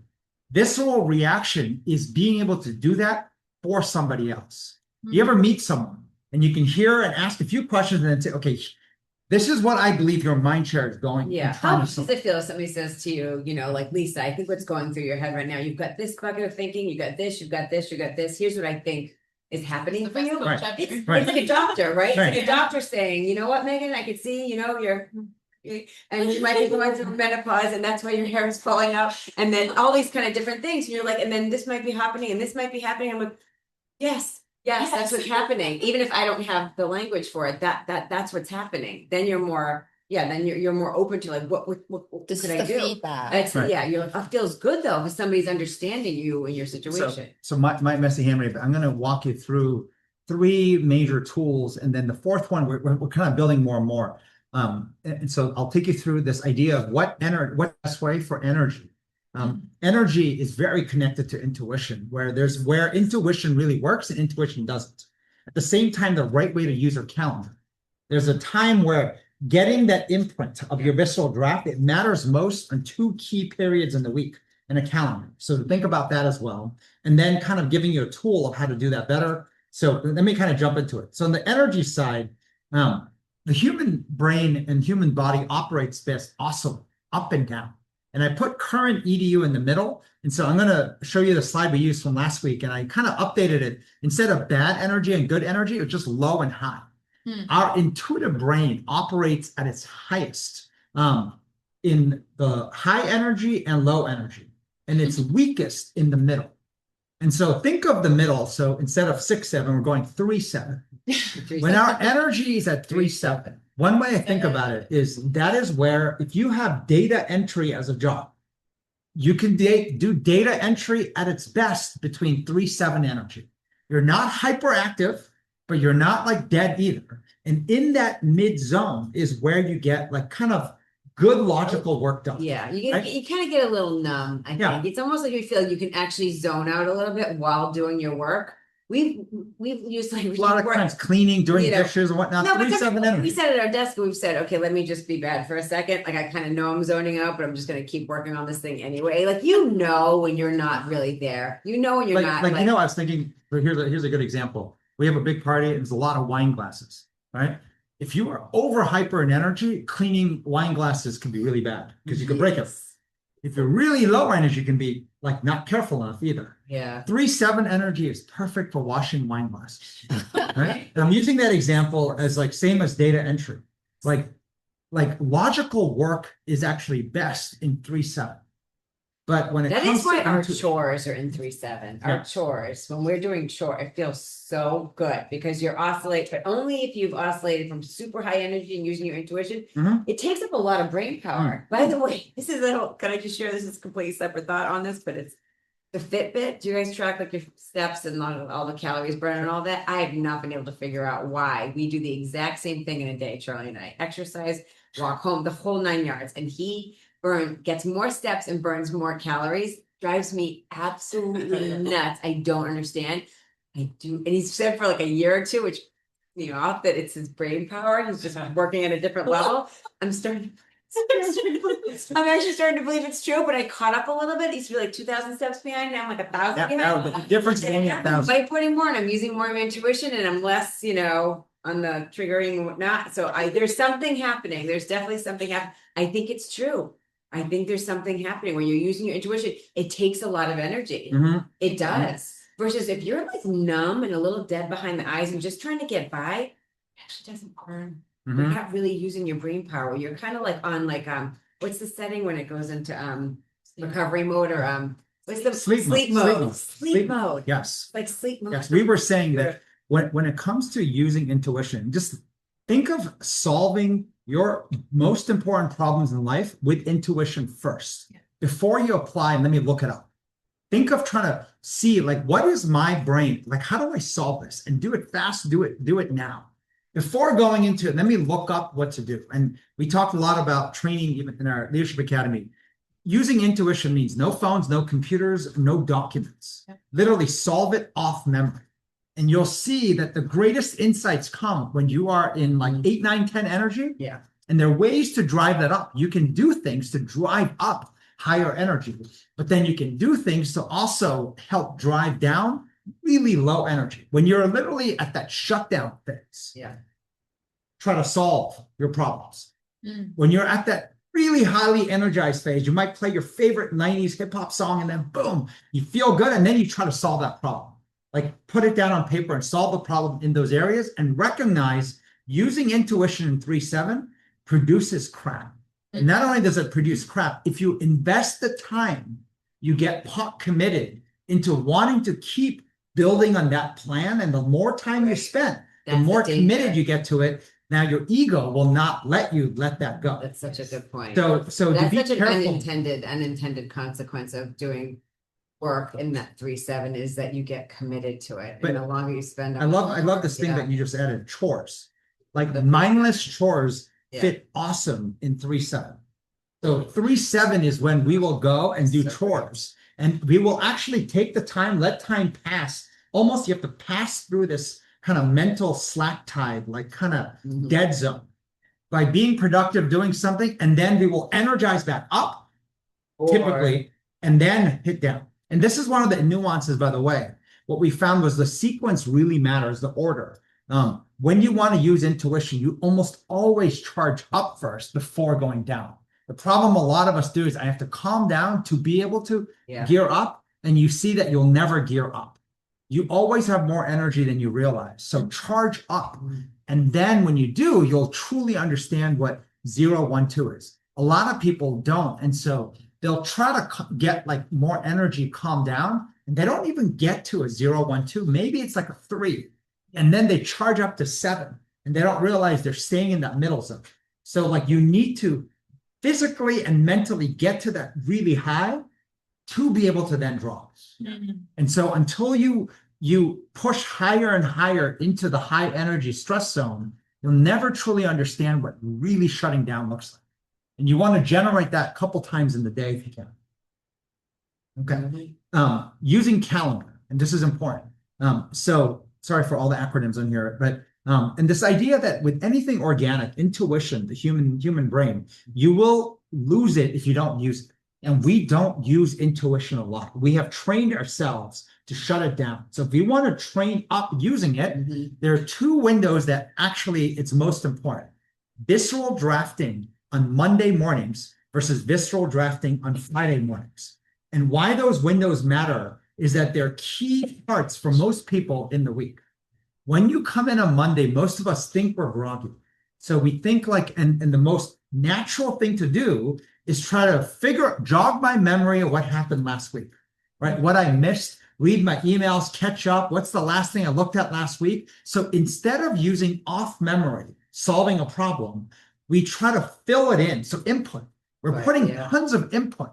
And so before you know it, you're going to repeat last week, but you wonder why it happens is because I'm spending my first part of Monday morning inputting everything from last week so I can continue my novel from last week, as opposed to no, like my weekend and whatnot gave me a certain reset and also process different data. So we process and experience life differently in the weekend than we do during the weekday. Coming in with that new perspective on Monday, what am I trying to solve? And draft it. And we'll go into how to use tools of drafting. But here's an important part. Before we said 2 p.m. at latest, I'd say latest, but you need some time. It might be 11 a.m. or might be 12 p.m. You want to get another human being to give you a visceral reaction. And the reason is this, you can spend time lost. And this is the whole, remember the whole trust, self-trust? Yeah. Well, how about if I'm going all the wrong way? Right. There's the flip side. I could be spending time not seeing my blind spots, misassumptions, all kinds of wrong things I'm solving. So how do I get a check-in with at least someone that helps me see right or wrong? Now, here's what's tricky in the visceral reaction. The average individual is trained to use their logical brain. So they're going to react either by taking that annoying consultative role, which is, let me just ask you a lot of questions and help you solve your own problem, versus no, I am going to give you my human reaction, boom, visceral. And what you're going to find, the first type of reaction you're going to get, if you visceral draft correctly, is like, wow, like as in fuck yes or fuck no. Like think about visceral. If you don't get that type of visceral reaction, that means what you shared did not make enough sense, did not make them generate that type of, oh my God, that's the best thing I've seen. Like, do that. Like, fuck, yes. Or it's, no, don't do that. That would kill you. That would be horrible. Those are the 2 reactions that I want. And you'll see most visceral drafts do not get that. They get kind of a 3-7, logical, or a lot more questions. I'm not following, but I can't quite tell you what you said made no sense to me. And so you're going to get that kind of, you can feel that 3-7 energy. You can feel that in the middle. So if you don't get that high energy yes or no response, it means your draft sucked.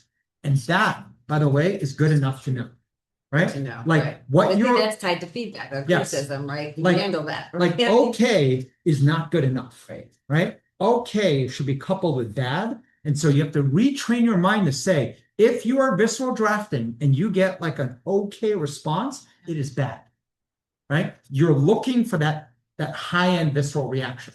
Eventually, when someone's good, they're able to then go and tell you, here's how I think you should approach your problem. Yeah. Right. And that, by the way, is a secondary skill. So that's module 5.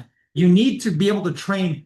If you can't even explain your own world and what you're doing in your own head, how the hell are you going to be really good at helping someone else's life?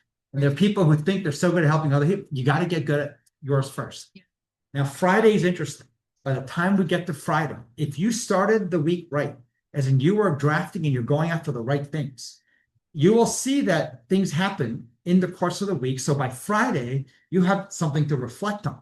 And because of what happened in the week, and it can be like nothing worked, but based on what you did and how bold you were earlier in the week, Friday gives you a worthy visceral draft that's grounded in the data points of what happened. It's grounded not on weekend and whatnot, but it's grounded in like what's working and what is not. So the visceral draft on Friday is often vastly different than the visceral draft on Monday.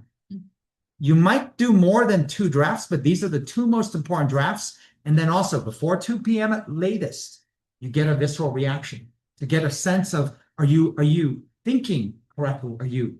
And the other part we added was this. We always say while visceral drafting, have at least a 3-month calendar in front of you because you have to ground everything in time. If you look too far out, it's no good. But if you look too myopically, it's not good either. And so the notion of actually using a calendar at the corner of your eye, so you're always grounding everything against a view of what time will look like. And then the next one, and then we'll do questions and stuff. And so, by the way, we added in this thing, our visceral draft is not an update. A lot of times people do it to update somebody else, usually a manager, a boss, someone. Yeah. A visceral draft is literally for you. It's not for somebody else. And when I think of a visceral draft, this is what I wrote talking to Megan. It's a battle plan. Yes. It's a battle plan with options and choices, dates, forecasting, predicting. By the way, it's for you. It's actually not for other people. I think the updates that are built traditionally in work is an update to share with someone else for maybe it's a boss or a manager or a staff meeting, whatever.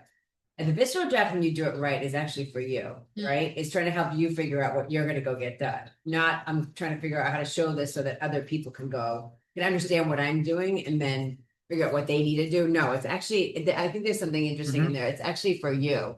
You're trying to figure out what you're trying to do, not an update for other people, which I think is also a big shift. So the last piece we put here is this, and we taught some of this before, but think of how to use paper correctly. And by the way, visceral drafts should almost always happen on paper. Do not open a computer. There's too many distractions. Do not use your phones. There are way too many distractions. And the reason why you need paper, and often you could use pen, but like we use a Sharpie. And the bigger the canvas, sometimes you get better. But in the beginning, people do better using 8x11 sheets. So think of 2 8x11 sheets. The first sheet on the right is a tactical list. As we're thinking, and this is where I'm trying to dump out what my brain is doing to solve something.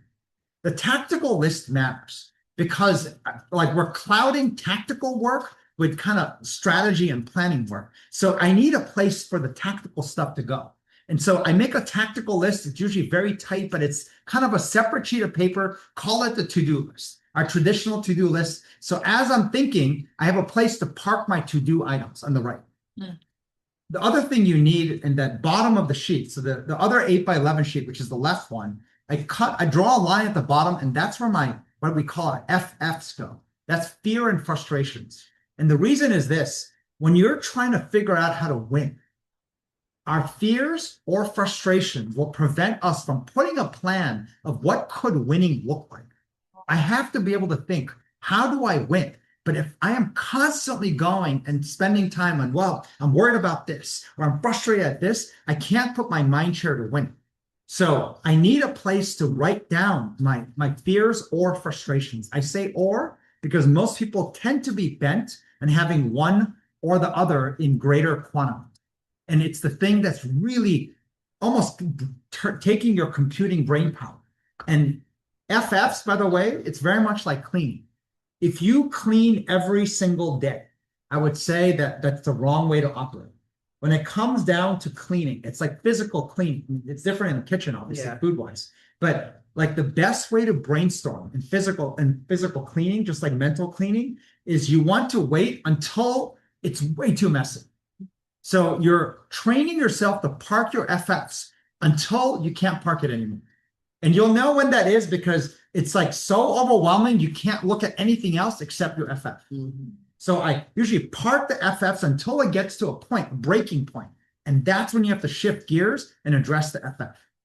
That's so unusual. If you Right? think about It's it. very To similar to wait like till looking at you your get to a notes, breaking point. looking at your walls, You right? know. If you're using walls to lay out a plan, you have to wait till it's so, I can't think anymore. That's the time to now go in and clean.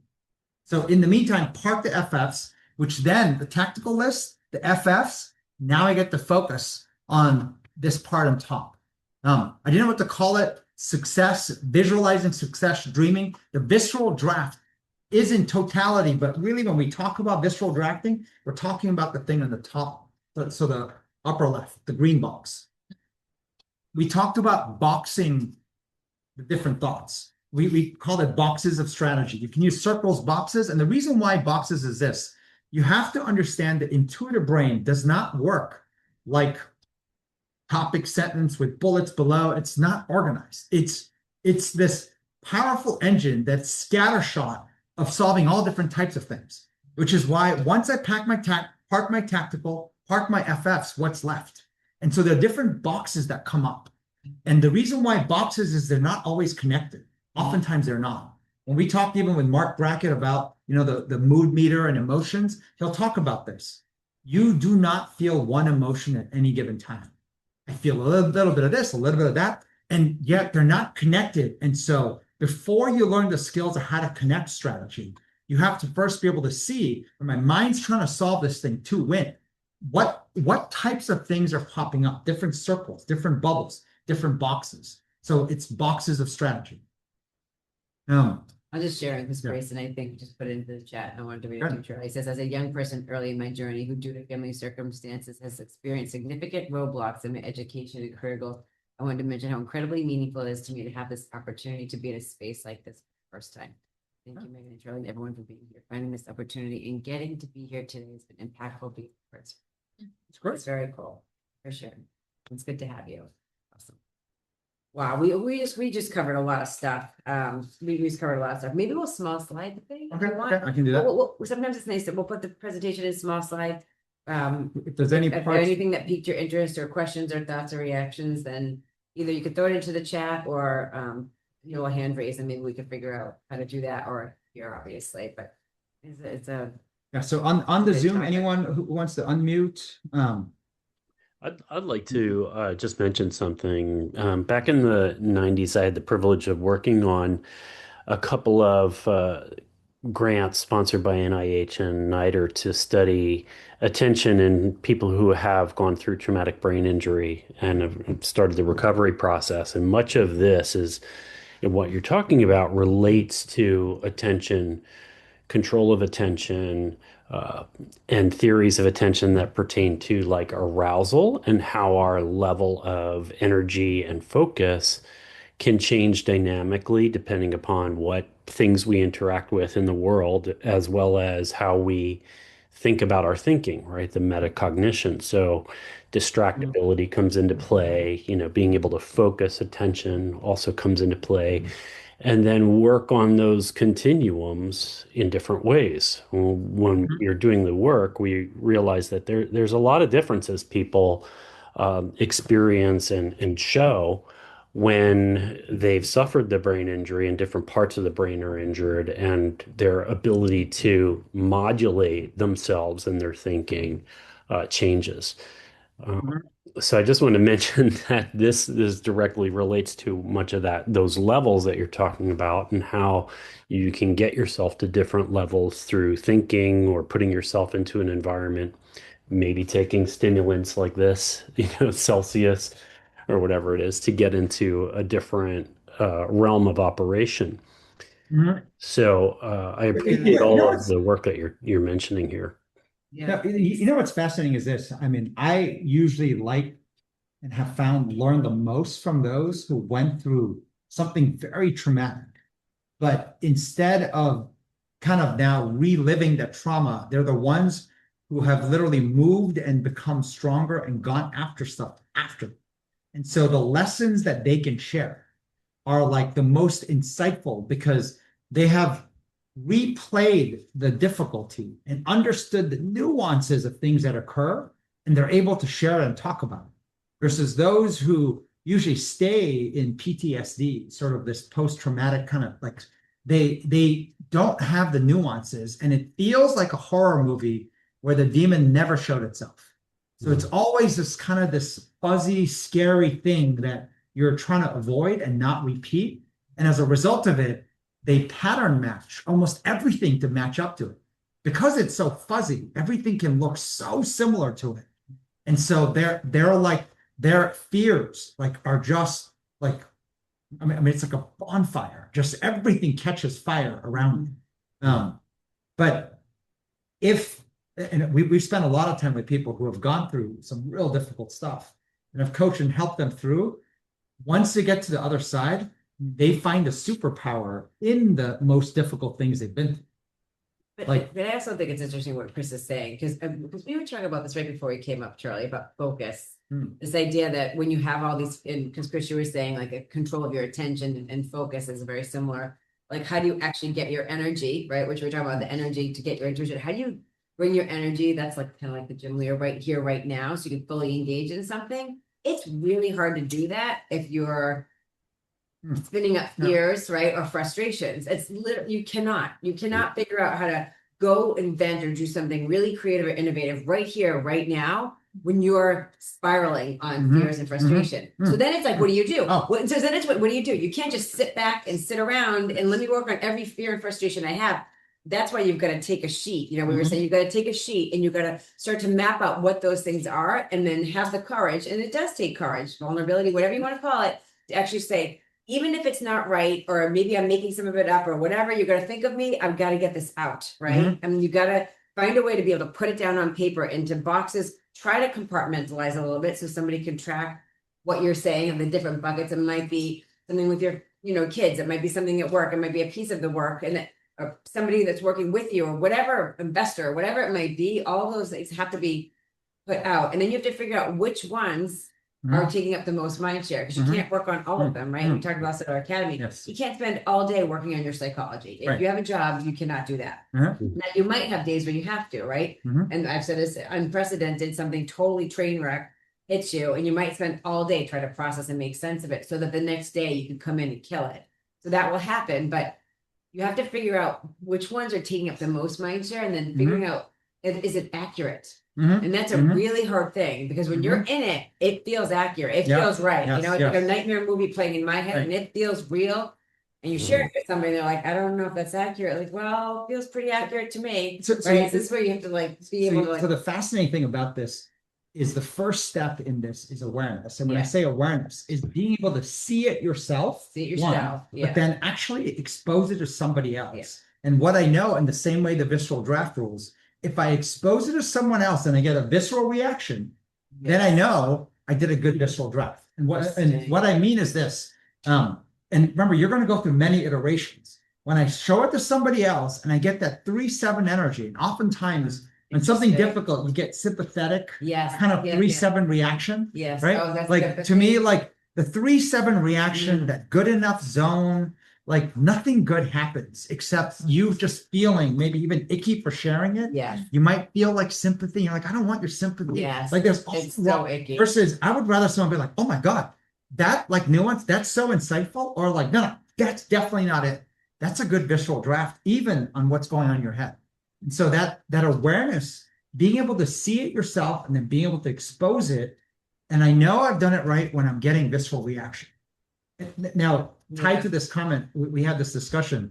Like I have this, but you can also get a fake visceral reaction, like, oh my God, that's so awful, I'm so sorry for you, or something. But you can feel that. See, I can even feel in that tone that wasn't real. Right. And so this is where you have to use your intuition. That's exactly spot on to when I feel like I shared something visceral and I get that kind of 3-7 reaction. It's like, and the words were right, but the emotion wasn't there. And if you don't know, when you see the person again the next time, you'll see if they were faking. This is the part if you work with strangers every single day, it's hard to get a read. But if you're usually working with similar people in your life, you'll know when the reaction was not real. It was optics. It was them playing a political game, right? Like we were saying something. I can't But remember. that also might mean that they are working through their own fears and frustrations. So that's why they can't give you a visceral reaction, because they actually don't give a shit right now because they're working through all their stuff. I mean, So- isn't that kind of, So is that like the way? to think but about not but here's the part. it? Or do they just See, not know how to react? Because when their you- visceral reaction is, that's what I'm saying. It's so shoved down because they're working on all this other stuff that they can't process. So they That can't even happens, react to you. but if you explain something and it's easier and easier, True. it almost all like the best visceral drafts generate reaction, Right. even from someone who's struggling to pay That's attention. true. That's And true. that reaction might be like, that is like, they That's might true. laugh because it's so dumb. Right. That's a reaction that says, okay, Right. maybe the opposite of this is what I want to do. Like, I Yeah. want to generate that signal, that reaction. Okay. And so it is upon me, my Sure. job, just like the feedback giving training first, Yeah. it's my job to explain it. And That's- why, like, So if you we get a put meh, boxes. you get a 3-7 meh reaction, it's your fault. You didn't explain it. I mean, you didn't like, explain it well. and I'm saying this from the high performance Yeah, training point. yeah. If you look at it from that point of view, it will push you to get better and better. To be able to explain Right? yourself. And Yeah. the reality of life is everything is colliding. So yeah, maybe some people never pay attention. Mhm. Maybe like, Yeah, but true. how do you solve these catch-22s, right? Mhm. I'm not explaining it well, and they're not very good at listening. So how do I so like you're like, Right. well, everyone should get better.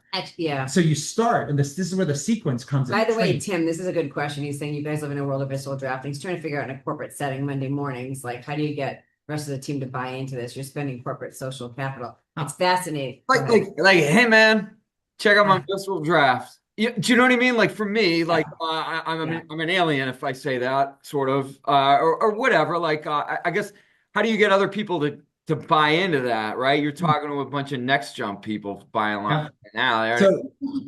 So I answer this question for Olivia, actually. Yeah. Last week, we're having a Okay. coaching session because she deals with work. I think it was Poland and China. By the time she's going to work, she's got different time zones. And she's playing catch up to all the stuff that they should just kind of plug right I in. know her work pretty intimately. I think a little bit, or at least her You community. used to work there, State Street. Correct. Yeah.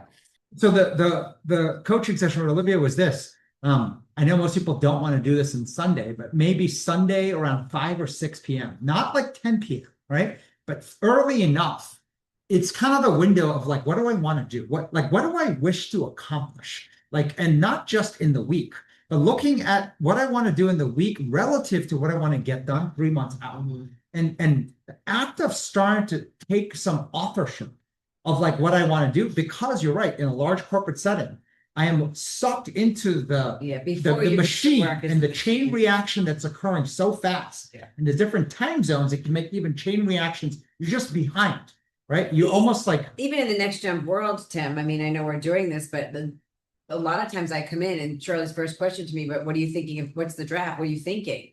It's before I even get here. So I'm actually not sucking in the social cap, like you're saying, in many ways, and it might not come out right away, but that's the practice. I've had a very hard time doing that, right? Because I might be thinking about something that happened at home or my morning or just physically getting here, dropping off school, whatever. But actually we are always problem solving. And as you start to get more aware of it, you'll realize you're trying to do something and you have to get more deliberate about it. But it's more about what is your it's like user intuitive mind Yeah. and problem solve before it gets too overwhelmed by input. because what I was gonna Right? say, sometimes I walk in here, even at like next jump, you're saying, and I will be impacted by what's happening around me that quickly that I'm also not like that's what gets back to the speed of actually getting this out before you get into the machine. The So system. that's what I was getting at. Like in a regular Monday setting, at least like my experience, unless there's urgency risk, unless there's something burning, right? Like you get into that Monday morning meeting and you're hardly visceral. You're like, this is what I'm wearing on, like or whatever was a pain in the ass over the weekend, or like what I guess like Yeah. initiating that Yeah. what for not momentum, but like initiating that mindset, right? You'd be an outlier, like you know. You'd be an outlier. Yeah, you probably would be an outlier, but it's interesting once you start doing it. And I don't mean that in a bad way. I just mean it's like that exists. Like you Yeah. Right. But this is the whole shift in work. Yeah. If you look at org charts and the Yeah. whole notion of generally speaking, your job is to come in and figure out what are you supposed to do in the machine, Yeah. right? In the machine of someone else's strategy, someone else's decision. Right. Now suddenly work shifts where the level of autonomy you have is much higher than people ever had before, even though, even in the world where you feel like you don't, you have much more. Right. And part of it is you also have tools that you can never access before. Mhm. So this question of what do you want to do? And everyone's coming in with a, well, I'm going to follow whatever It's else true, happens. yeah. And someone else is telling you what to do. Yeah. And so and remember, when you start the process, you're not very good. Right. So when you say, well, here's what I like to do, everyone's like, they're just stupid or just confusing. It makes no sense. I can't even read your writing. There's a notion of it takes reps to get better at this. Right. And so that notion of like building that muscle of like using my brain and trying to figure out what do I want to do. But you know, when somebody, I was just thinking, Tim, because it's so interesting. I've spent many years where I feel like I've come in and I'm waiting for Charlie's visceral draft, truly, right? And like, I know, not really my boss, but he was for like 15 years or whatever. So even though we're working together, like I just got like used to waiting for his draft of what he's thinking. But then inevitably I'd end up a little frustrated because I'm not quite sure why I don't want to do that or why that's not what I was. But I'm never sharing what I'm thinking, and it's frustrating, right? You're like, maybe later you come up with something, but you're like, oh, this machine's already going. But if you think about how refreshing it is, any day I could come in before Charlie says a word, like, here's what I'm thinking, and he'd be great. I actually think more people are looking for somebody to like change the malaise, right? That this sucks, whatever. The reality is, like, I think misery loves company. We just kind of get sucked into that, but it's breathtaking and refreshing when somebody comes in and says, this is what I want to do. You know what I was thinking about? This is really important to me. There's that. Yes, you're right. You're going to suck at it when you first start, but you're putting your true intuition. You're going to have energy when you do it, or else you're not going to actually do it. Like you know what I mean? If you have some thinking that you want to get out there, put some energy behind it. I think you'd be surprised that people are more interested in getting that. It is contagious in a good way. And so but it is change. It is a break. There's a in nuance of this culture. that I have. Like, so I should take a picture and put it up there. My handwritten diagram looks like this. I have 4 circles drawn, right?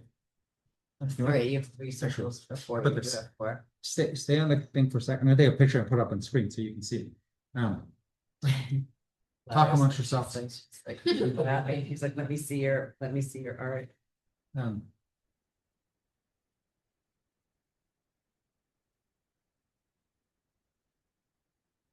So I'm just gonna put it in there.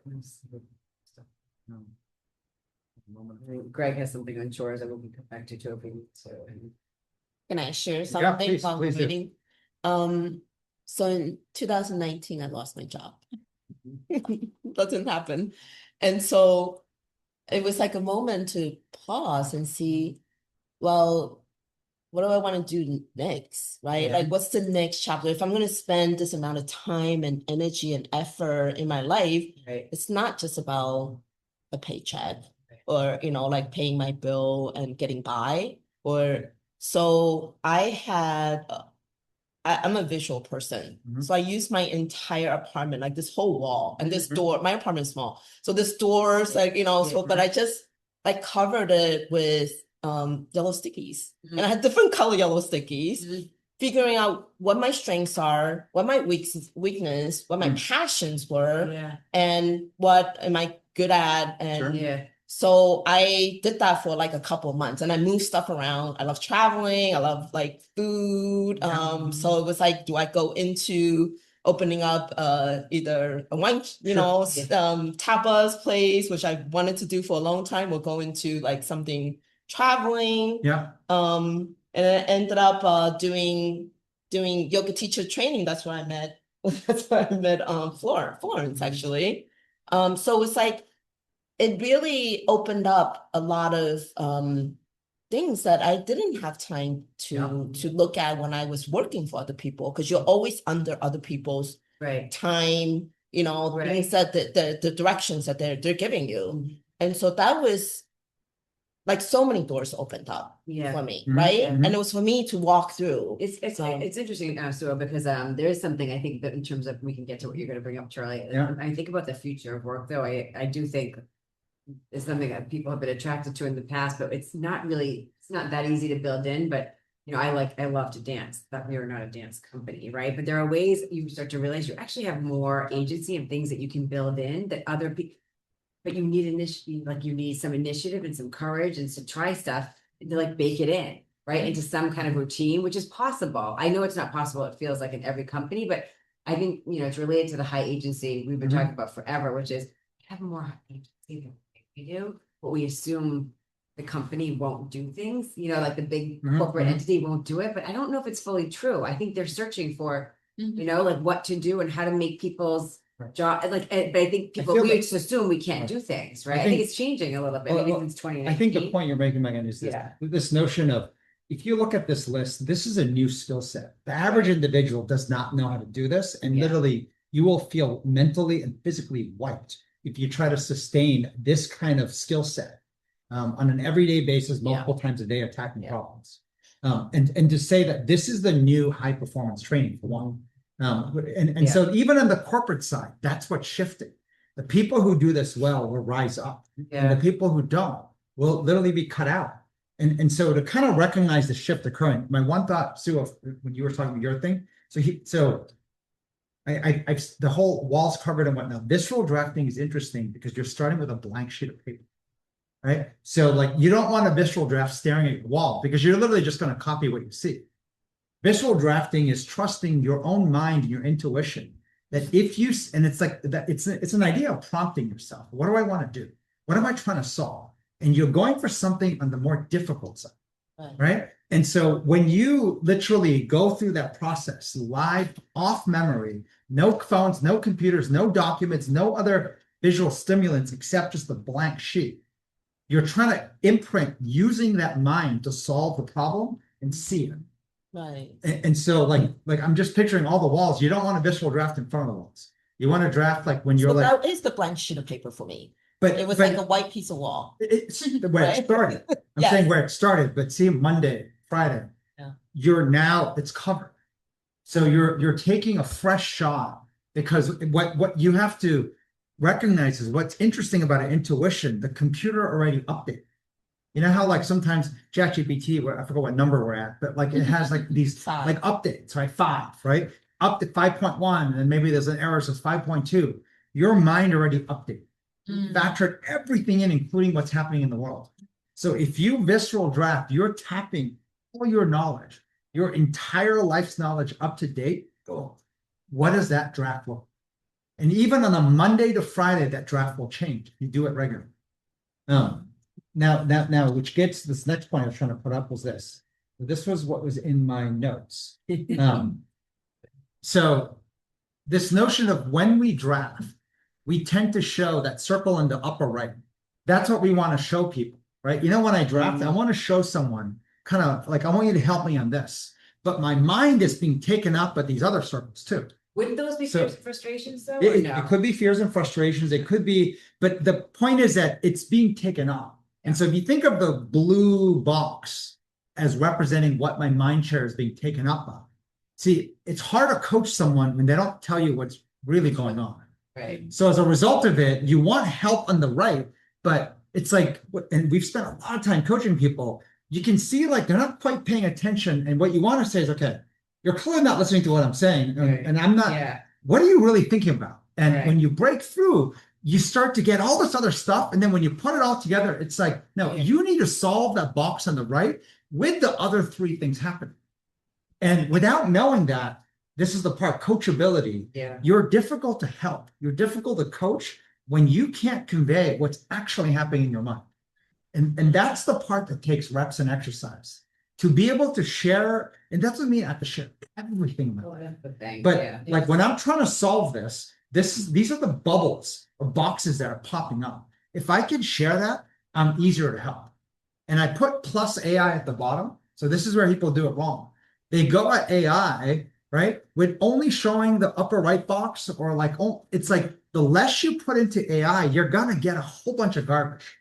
You have to get better at holding your opinion. Like when you type something into AI, there's a part of like looking up stuff. If documents exist and you're doing a system to query to figure out, like summarize this book or this article, whatnot, totally legitimate. But when you're like using AI as a searching tool, right? Like meanings of stuff that I don't know.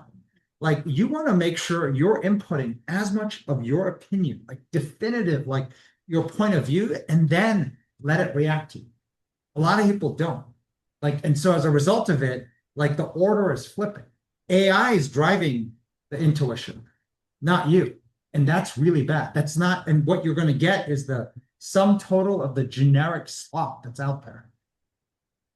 So, Charlie, Yeah. I think there's one a dependency that ties into this, and that's the environment in which you're going to interact and expose your insecurities or flex your muscle in terms of the courage. Because if you don't have that safe space and you know you're going to get hammered down really quickly, then that could be a significant challenge for somebody. So if you go in looking like you're, an alien or whatever, then you might Agreed. not be able to go into that space. So it's the responsibility of the Shame. space owners to help Right. you feel comfortable and get into sharing and interacting And- with other humans. No, so here's the catch 22 in this, and this is what kind of Megan shared in this slide. The catch 22 of why the mental immune system kicks in is that I can't quite share what's on my mind because I'm worried about getting a mental flogging from whoever's out there. Yeah. I don't feel safe, right? And so I'm using Yeah. mental flogging. So Yeah. as a result of it, I can't even see what's out there. Right. And so how do you break this catch 22? Because if I can show someone what's occupying my mind share, I can get reaction. I can get coached. I can get help. Yeah. But because I'm worried that, you know what, I'm gonna be I don't, judged. I'm going to be judged and whatnot. Yeah. This is the criticism. This is the triggers and whatnot. And it's not to say the first thing you should do is do this in public and try to get as many people. No, you're going to do it in some gated fashion with people whose opinions you trust more, Mhm. maybe like, a smaller sort of There's circle. a, Who? a leap of But faith. you have to realize it's not scoring it based on what they react, but it's actually scoring it on my ability with speed to be able to put out what's taking my mind share. And the more you do it, you get better. And the more I do it, I get better at it. You will see that I can actually generate more of the right feedback. Mhm. The problem is you won't get you have this, I can't get the right feedback, but it's also because you're not doing a good job. Yeah. So how do I break the cycle? Maybe this is a nuance. I don't know what to do with it, but because I've been working on realizing this is a piece I've had to work on over the years, is that when you're doing this draft of here's what's going on in my head, what's taking up my mind share, if you do it with too much certainty and you say it's this, this, and this, and this, and this is, and it's very factual, Mhm. you make it really hard for the other person to Mhm. challenge it. Versus it's more, and Yes. it's not about getting the words right, but the tone of it. You start to realize, I'm not sure if this is right, but these are the different things that are taking up my mind share. I can't tell if I'm overdoing this one. Maybe I feel envy, maybe I feel frustration, maybe I feel scared of something, but it's kind of like, I'm not sure.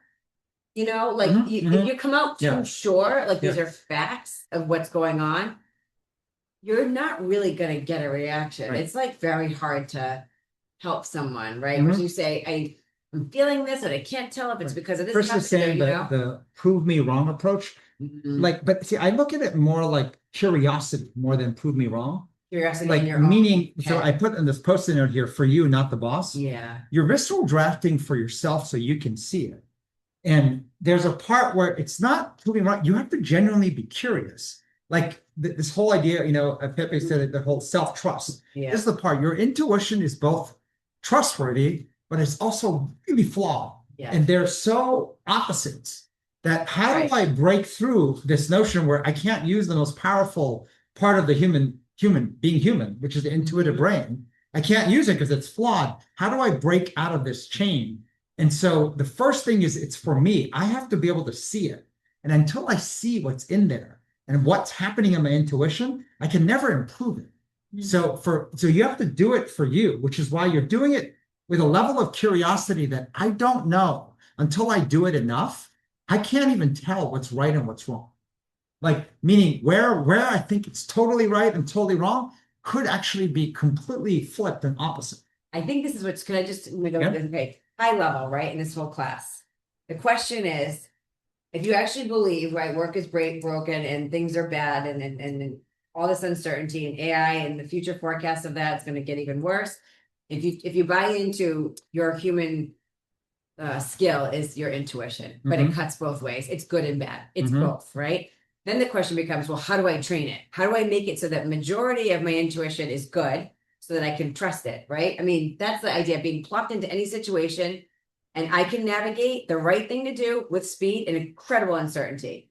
That is like That's like, I want that, like it's spades, right? Okay. Where the majority of the time I'm in a situation where I'm not sure what to do, but I Yeah. can with speed navigate the right thing to Okay. do, right? Yeah. So now the question is, so how do you get there, right? This is, how do you hone your intuition? That's the question, right? And I would say the first step is you need to see it, Mm-hmm. which means you have to expose it. Yeah. Because it just staying in your head is no Yeah. good, because it's cuts both ways. It's good and bad. So you need to see it, which means you need to be able to expose it. And what we're saying is one of the techniques is before the machine starts in your week, which as we work, most of us are the Monday to Friday. Monday and Friday is where you first and foremost need to start exposing it with Yeah. speed, right? Mm-hmm. Okay. And then obviously energy kind of maps in there. And I guess what we're saying is maybe Monday morning and Friday morning, there is gotta get into that space of energy, which maybe is tied to motivation. I'm not Okay. quite sure. Okay. So I'm just trying to summarize Yeah. like, what we're actually teaching right now. So, Like so what, can I add a slight adjustment? Yeah. So you said majority good, and I would say to start, it's not. What's majority? Like meaning, The you know the reason why children tend to have bad intuition, Yeah. bad judgment, Yeah. is because it's majority bad, It's majority bad. right? And so yes, they don't have as much to unlearn, but they also Oh, did I have say very intuition little majority knowledge. Good? Did I say Yeah, that? yeah. So like, They really it's to did that. recognize the first thing is that's happening. There's a logical override that we do Yes. automatically. And so until I recognize that, and I try to give the space and capture my intuition, like I won't actually even be able to see my intuition, right? And in fact, we generally rep growing our logical overrides. So the logical overrides occurring so quickly, so automatically. You're going to find like number of times I'll tell someone, you can see they're kind of stuck and like, okay, just tell me unfiltered. What are you thinking? Go. Like, and what comes out, you're like, oh my God, like that's really good. Yeah, but don't say the first part because that would kind of totally get you killed. Yeah. Right. Yeah. So that Yeah. there's all these elements of being able to see that our logical override is what happens by default. So I have to dial that down and then I have to actually see my intuition. Now, You have to because know when you have the but logical but override. because we have our own biases, Yeah. like if I can see my own intuition on paper and then I can show it to someone, you'll know that when you're moving in the right direction is when their visceral reaction Mhm. is literally going to be a yes or a no, right? Those are the signals I want. Because usually what happens is if I'm not getting that reaction, Yeah. I'm not taking the real risk.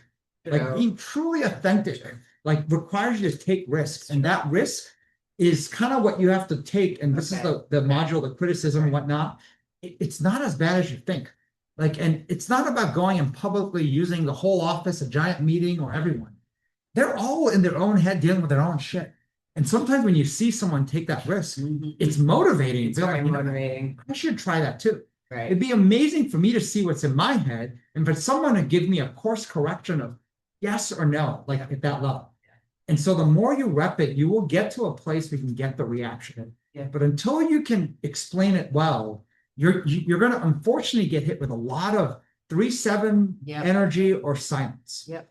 And so that's the toughest That's the part catch of the 22 reps. of it. Yeah. I think to keep pushing through, right? Steve, you had a question? Go ahead. We can Yeah, talk.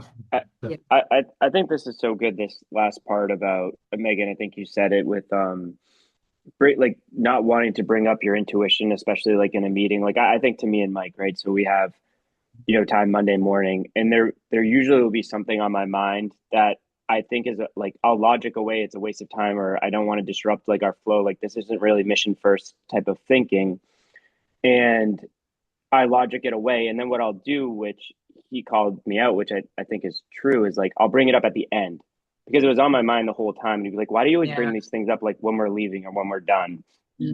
And I think your point, Charlie, about like getting the reps and doing it yourself. So if I just kind of even did the work to clarify it on a piece of paper before we even started, I could probably get it out so much faster. And if it's nothing, it's nothing. And if it's something that we want to actually spend it's not up for me to decide if it's something worth us spending our time on. It's kind of being selfish in a way that we could both make that decision together. And he could be, I mean, I know Mike will be honest with me, like we're not talking about this now or whatever, and however that works. I mean, it just made me think about, I do that all the time. Yeah. My one thought, Steve, I have is this. Our brain works so fast. Sometimes you can convince yourself my intuition at the end is this. but it actually could have overridden by everyone else's thoughts and stuff so much that Yeah. it ends up not even being accurate. Like too many inputs, like to get to a place where other people's inputs do not affect what you're actually thinking is a very difficult and controlled place to get to. So like, meaning you can actually hold your ground. Like you might have something intuitive in the beginning that if you said, hey, here's what I think my approach. Yeah. If everyone came to the table with my approach, it'd be a really productive meeting, but that's not what people do. You're watching like kind of what happens. And usually you're watching for the first butchering that might occur. And based on the butchering, you're like, I'm not doing that. And you've already changed so rapidly at an emotional level what your thought was. And so like, and if you had put out your own thing, it doesn't mean that the same thing would have happened for you. It's just that like, if you had put your intuition out, the other person who got butchered might say, you know what, like I had the same thing. But like when you combine them, you might be like, oh my God, there's a pattern there that we need to address. I think what ends up happening is so many discussions are kind of logically forking based on either a yes or a no, that like most of the intuition gets shut down so fast. Like the majority of our time is not spending using the intuitive brain. It is literally, that's all reserved for myself alone, right? Yes, So yes. that might come when I'm going to bed at night and all my thoughts are now flying out that I didn't address at the times I should have. Or like in the morning, you might wake up with them, but then you're overwriting it so quickly, you don't even realize when it's gone. And so like it takes some work to be able to see it. And I cannot express enough, even like when I see like children and young kids, I mean, it's like, it's so overridden that like kind of trying to be 3-7 is literally much more of what happens. Yeah, like I wrote here, the 3-7 energy is the comfort, it's where it's comfortable, it's manageable, it's the good enough zone. And see, breakthrough never happens in that zone. And it's where you're coasting. So it's like you're not like popular, but you're not hated either. You're just coasting. And so like I wrote here, like the 3-7 zone is where you never truly need recovery. So you don't need recovery because you're like in that zone. If you push high up to 8, 9, 10 energy, your mind and body requires recovery. So it naturally moves to recovery. But if you stay in that kind of mentally dead zone, you don't actually need recovery. And so like, it's actually the same as not living. Like you're not taking the full advantage of the human brain and body. So, right. Tim was late for a 1 o'clock meeting because it's Okay. 1:05, and he said it must have been a good conversation. Visceral reaction was didn't say wow, but you know, We'll see. it's close. I like the island. I feel it's I like the island. I I like like the sitting island. here. Is this better? This is So- cool. All right. You guys were here last week. Is this better than the table? Yeah. Okay. Good. Then we can see it. You can see together. it better. All right. Good. Well, it's, Okay. okay. Hopefully for the Zoom. If you guys let us know on Zoom if you're like, Yeah. no, that's awful. It was so much better in the conference room. You let us know. And we will factor that in as an input. Oh yeah, Steve said I like that. We think intuitive thinking for ourselves. That's a really good. Yeah. We do. We think I'll just keep it to myself. I'll Yeah. think about it tonight when I go to bed and just wrestle, And restless all night long. see, I think about it as like your brain can solve problems. Yeah. My brain can solve problems. And I want to know how you're solving it. Yeah. You want to know how I'm solving it. Yeah. We both put it on the table and you're like, whoa. All of this is making me understand you a lot more. And it's only been 27 years, but whatever. You know what I mean? We're actually figuring it out now. Better late than never. All right, we'll see you guys next week, okay? I think. No, actually, no, Happy Thanksgiving. Thanksgiving. Yes, that's true. Happy True. Thanksgiving. True. Happy Thanksgiving. Happy Thanksgiving. Grateful for all of you. Yeah. So we will not see you next week, and we will not see you actually in first Thursday because that's Danny. So we'll see you the week after December 4th. So whatever that, December 11th. Yes. Okay. Yes, if you want, we're putting stuff in social media. So go and check it out and ask us questions there. We can happily add more follow-up conversations. We think this is like the most important stuff right now to figure out. Yeah. Right. There are a lot of hearts and stuff coming out. God, I'm liking the Zoom I like emoji. Yeah, I like this Hearts. emoji stuff. Yes. Yes. Now, thanks. someone else put a heart in just so we can see what it feels like. Yeah. Yeah. Yeah. Right. Or not. Okay. Oh, there we go. Oh, there we go. Yeah. Brave Steve. All right. Oh, there we go. There we go. This is Yeah. cute. Yeah. Very cute. The clip is very cute. Team Boston, we got one too. Yay. What was it this?